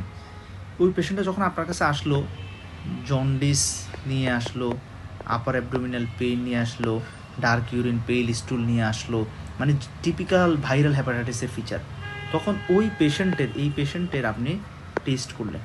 টেস্ট করে আপনি দেখলেন যে তার এইচবিএস এজি পজিটিভ এবং তার ডেল্টা অ্যান্টিজেন পজিটিভ, হ্যাঁ, অথবা antibody against delta antigen positive, মানে আইজিএম। তাহলে এই অ্যাপারেন্টলি সুস্থ মানুষটা আপনার কাছে যখন আসছে, তখন সে সিমুলটেনিয়াসলি হ্যাপাটাইটিস বি ভাইরাস এবং হ্যাপাটাইটিস ডি ভাইরাস দুটো দিয়েই ইনফেকশন হয়েছিল। তার আগে থেকে কোনো ইনফেকশনের ফিচার নাই, এখনই আপনি দুটোটা পজিটিভ পাচ্ছেন। এটা হচ্ছে কো ইনফেকশন একই সাথে। আর আরেকটা ঘটনা দেখাই। এই একটা পেশেন্ট আপনার কাছে আসলো, আপনাকে এসে বললো স্যার আমার তো গত 4-5 মাস আগে থেকে এই জন্ডিসের সমস্যা, জন্ডিসের পয়েন্ট পজিটিভ এভাবে বলে, মানে এইচবিএসএস পজিটিভটাকে বলে জন্ডিসের পয়েন্ট পজিটিভ এভাবে বলে রুগীরা। এবং আপনার কাছে পেশেন্ট যখন আসলো, তার হিস্ট্রি হচ্ছে কি, সে আগে থেকেই এইচবিএসএজি পজিটিভ, কিন্তু তার কোনো সাইন সিমটম নাই, এবং anti H B core antigen IgG positive. তার মানে কি, কোনো সাইন সিমটম না, কিন্তু এই দুটো জিনিস positive. That means he or she is chronic career.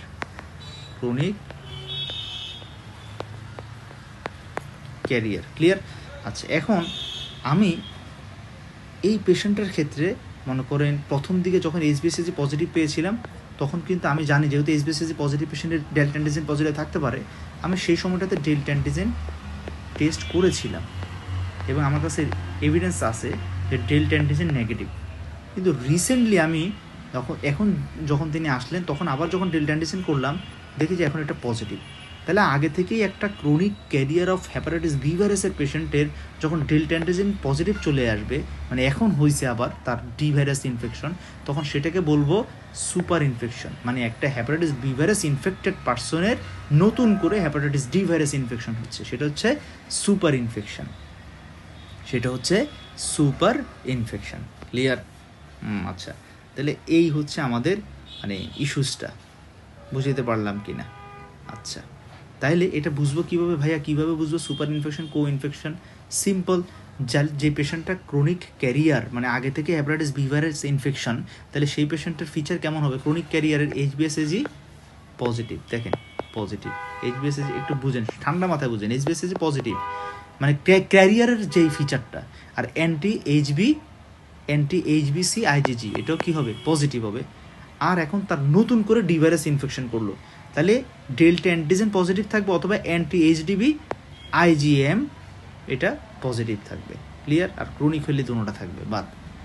আর যদি ওই পেশেন্টটা অ্যাপারেন্টলি আগে কোনো জন্ডিসের হিস্ট্রি নেই, হ্যাপাটাইটিসের কোনো হিস্ট্রি ছিল না, এখন আসছে, আপনি দেখতেছেন এইচবিএসএজি পজিটিভ, অ্যান্টি এইচবিসি আইজিএম পজিটিভ, তাহলে তখনই তো আপনি বুঝে ফেলবেন যে যেহেতু IgM positive, anti এইচবিসি IgM positive, তাহলে এটা হচ্ছে অ্যাকিউট এইচবিভি ইনফেকশন। আর অ্যান্টি এইচবিসি আইজিজি পজিটিভ যদি পান, তখন বুঝবেন যে এই পেশেন্টের হ্যাপাটাইটিস বি ইনফেকশন অনেক আগে থেকে, তাহলে বুঝবেন এটা ক্রনিক ক্যারিয়ারের উপরে সুপার ইনফেকশন হয়েছে। আর আইজিএম পজিটিভ থাকলে কো ইনফেকশন হয়েছে। দুজনের ক্ষেত্রে আপনি সেম ডেল্টা অ্যান্টিজেন পজিটিভ অথবা অ্যান্টি এইচডিবি পজিটিভ পাবেন। ক্লিয়ার?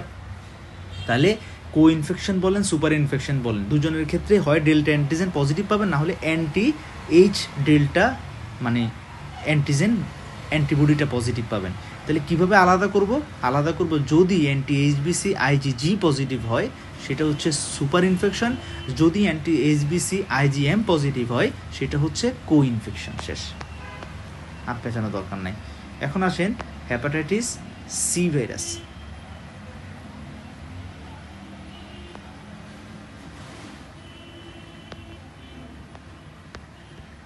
হেপাটাইটিস সি ভাইরাস কি? এটা একটা flavivirus, envelope virus, single strand RNA positive polarity এবং তার 6টা জেনোটাইপ আছে। ক্লিয়ার? আর এটা কীভাবে ছড়ায় আগে অনেকবার বলছি কীভাবে ছড়ায়, same hematogenous route, sexual route, এভাবে। আচ্ছা, কে বেশি ডেঞ্জারাস? এটা স্যার জিজ্ঞেস করে, খুব পছন্দের একটা প্রশ্ন। Which one is more dangerous, HBV or HCV? আপনি বলবেন sir obviously HCV is more dangerous.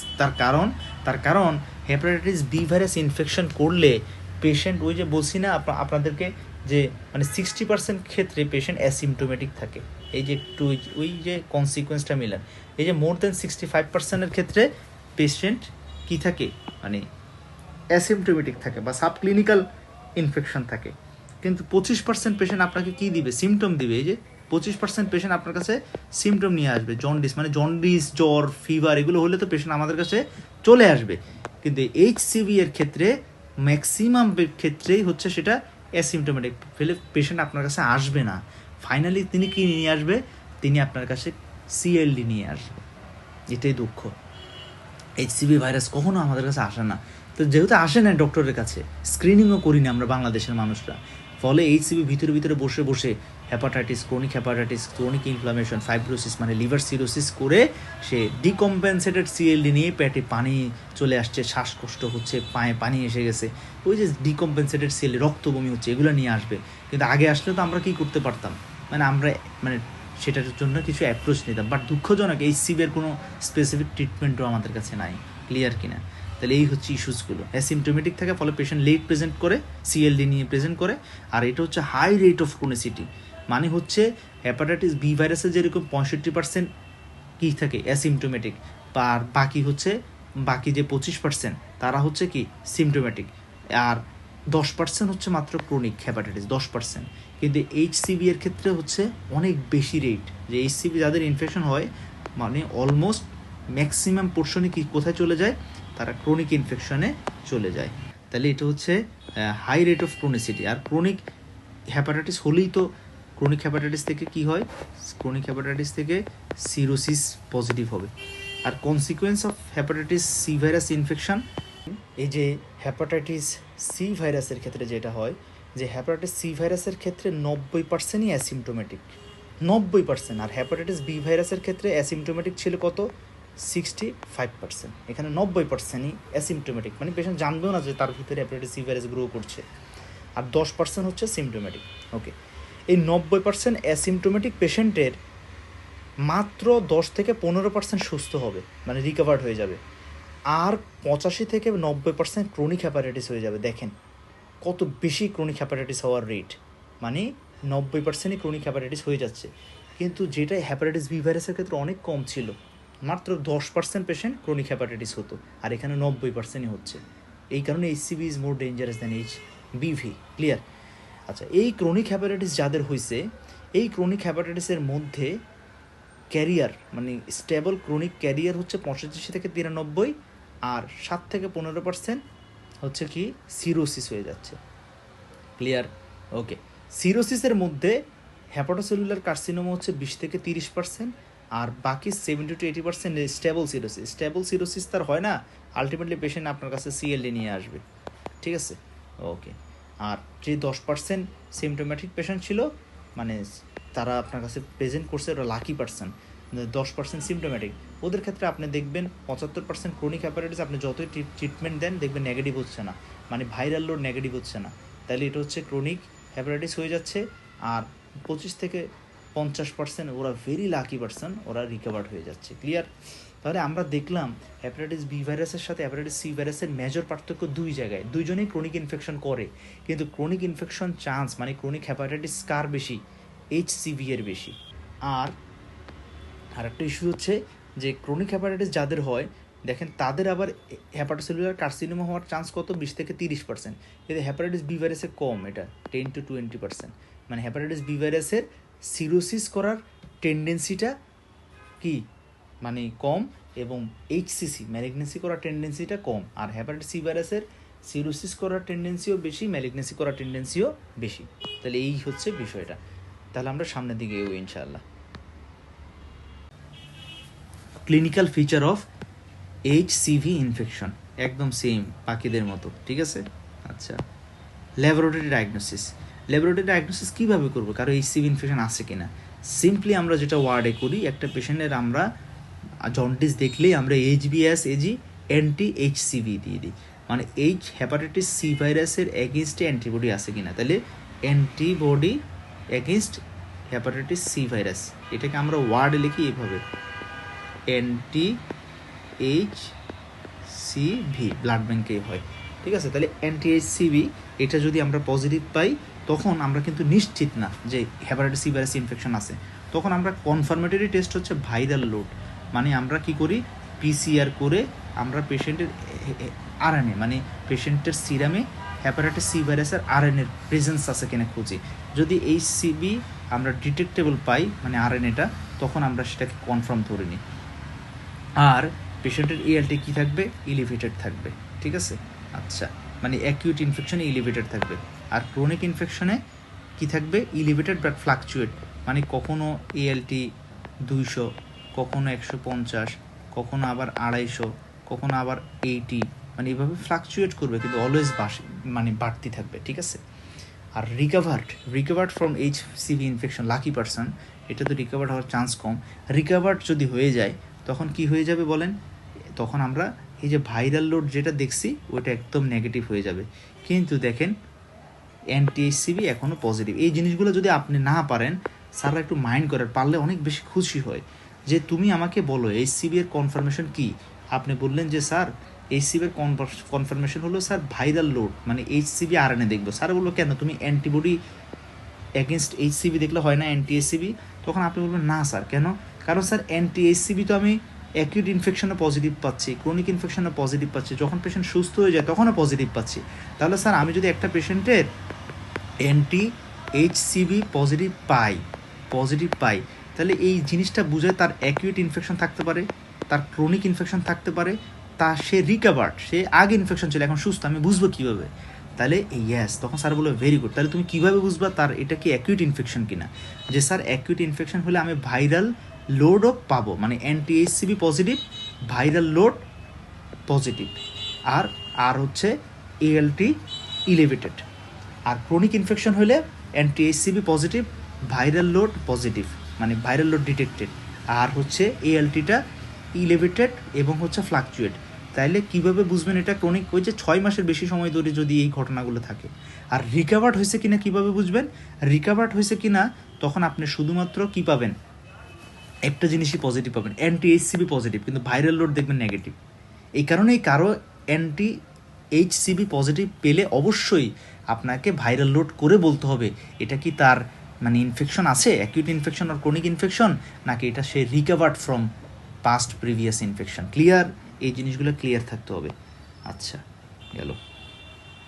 আচ্ছা, এখানে কিছু ওরাল ড্রাগ আছে, পারলে কয়েকটা 2-3টা নাম একটু দেখে নেবেন, এগুলো ধরে না।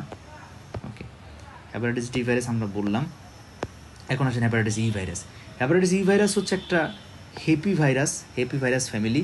এটা non enveloped single standard RNA positive polarity, এবং সে ছড়ায় কীভাবে, ওই যে হেপাটাইটিস A এর মতো, লাইক হেপাটাইটিস A ফিকো ওরাল রুটে ছড়ায়। তাহলে এটা হচ্ছে কি ওয়াটার, তারপর হচ্ছে আনহাইজেনিক যদি স্ট্যাটাস থাকে সেখান থেকে সে ছড়ায়। এবং এটার মধ্যে একটা লাইনে আপনাকে জানতে হবে যে হেপাটাইটিস ই ভাইরাস আমাদের জন্য খুব একটা ক্ষতিকারক না, কারণ এটা ক্রনিক ইনফেকশন করে না। কিন্তু প্রেগনেন্ট ওমেনের যদি হেপাটাইটিস ই ভাইরাস ইনফেকশন হয়, আল্লাহ না করুক, তাদের ফালমিনেন্ট হেপাটাইটিস হওয়ার চান্স অনেক বেশি। আমরা খুবই ভয় পাই প্রেগনেন্সিতে হেপাটাইটিস ই ভাইরাস ইনফেকশনকে। ক্লিয়ার? তাহলে কীভাবে আমরা এটা ট্রিটমেন্ট করব? এটার কোনো স্পেসিফিক ট্রিটমেন্ট নাই, মানে আমরা হচ্ছে অ্যাবসোলিউট রেস্ট দিই, তারপর হচ্ছে সিমটোম্যাটিক ট্রিটমেন্ট দিই, তারপর ইনশাল্লাহ ঠিক হয়ে যায়। তাহলে এই হচ্ছে ইস্যুসগুলো, ঠিক আছে।